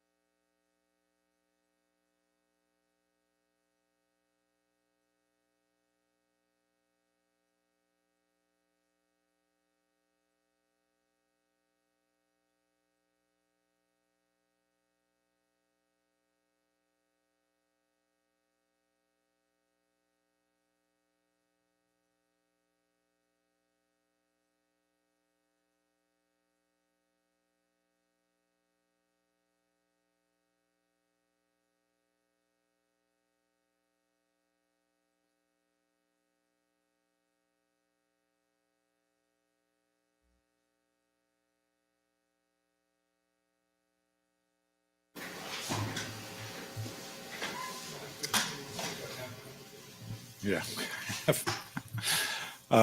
We held an executive session. I'm going to call the meeting back to order. No binding action was taken. Ready to move on to item E. Because Woodlawn is an open project, KDOT requires regular inspections can continue. Daily inspections for traffic control and biweekly inspections for stormwater pollution protection are required. And the city staff does not have the necessary qualifications to be able to fulfill these requirements for the contract between the city and KDOT. So the city engineer Ann Stevens is here to answer questions concerning this item.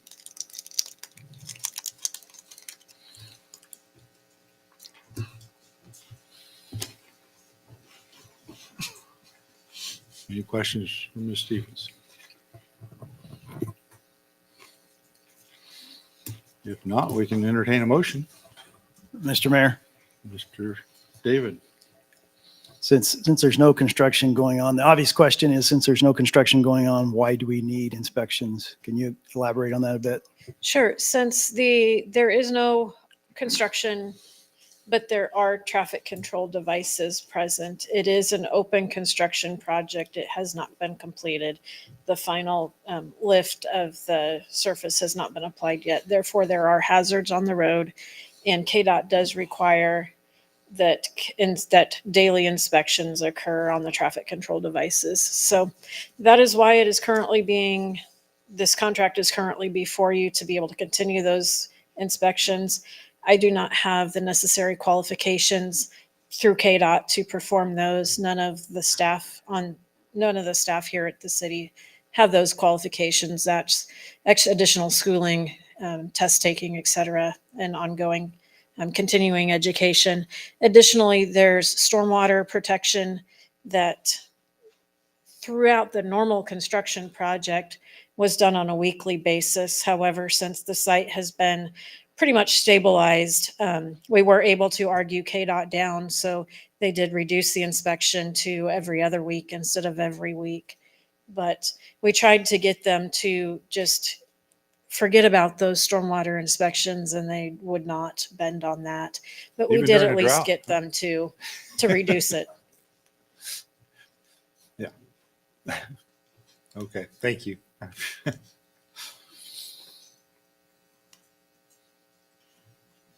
Any other questions or discussion? Mr. Mayor, Mr. David. make a motion to accept the supplemental agreement number 2 with Garber for daily inspections required by KDOT for the Woodlawn reconstruction project and authorize the mayor to sign. I'll second. A motion by Mr. David, a second by Mr. Schmitz. Any other questions or discussion? Hearing none, I'll call for a vote. All in favor, say aye. Aye. Any opposed? That motion carries 5-0. On to item F. So this is considering incorporating by reference the standard traffic ordinance. So this document is published by the League of Kansas Municipalities, the Uniform Public Offense Code, UPOC, and the Standard Traffic Ordinance, STO, are designed to be comprehensive ordinances that cities may adopt by reference. And this has been Bel Aire's practice for many years now. In the 2024 editions of the STO and the UPOC have been reviewed by City Attorney Maria Schrock. City Council discussed the STO and UPOC at their workshop on October 8th. Now, 2 ordinances come before Council to formally adopt the latest editions of the STO and UPOC. And Maria is also included a staff report in the packet, and she is available to give any overview and answer questions. I'll ask a question I'm pretty sure I know the answer to. By incorporating these, we are setting like a base level for our ordinances. We can add on top of that, and we have added on top of that, I believe. Yes, we have added like stop signs, speeding for specific areas in Bel Aire. Yes. Okay. And those are already in ordinance, so we're not replacing those ordinances at all. Correct. Where that applies, okay. Did you get an answer to my chicken lanes? That's still on my list. I'll get you an answer there. Okay. That shouldn't stop this process at all. I just would like to know. Okay. If there's no questions or discussion, I'll entertain a motion. Mr. Mayor, Mr. Dean, I move we adopt the ordinance as presented and authorize the mayor to sign. I'll second. a motion by Mr. Dean, a second by Mr. Schmitz. Any additional questions or discussion? Hearing none, I'll call for a vote. All in favor, say aye. Aye. Opposed, same sign. That motion carries 5-0. Move on to item G. Is there a similar issue? It's just the Uniform Public Offense Code. And it's a discussion or motion. Mr. Mayor, Mr. Dean, I move we adopt the ordinance as presented and authorize the mayor to sign. Second. a motion by Mr. Dean, a second by Mr. David. Is that correct? I want to make sure I heard it right. My weak ear. All in favor, say aye. Aye. Opposed, same sign. That motion carries 5-0. So I don't know that we have any need for another executive session. So are there any issues of discussion for future issues? I don't hear anybody say anything, so we'll move on to item 15, adjournment. So is there a motion to adjourn? A motion to adjourn. Motion by Mr. David, second by Ms. Hamburg. That's the wrong place. All in favor, say aye. Aye. Opposed, same sign. That motion carries 5-0. We are adjourned. I'll see everybody in 3 weeks. So you're going to cover for me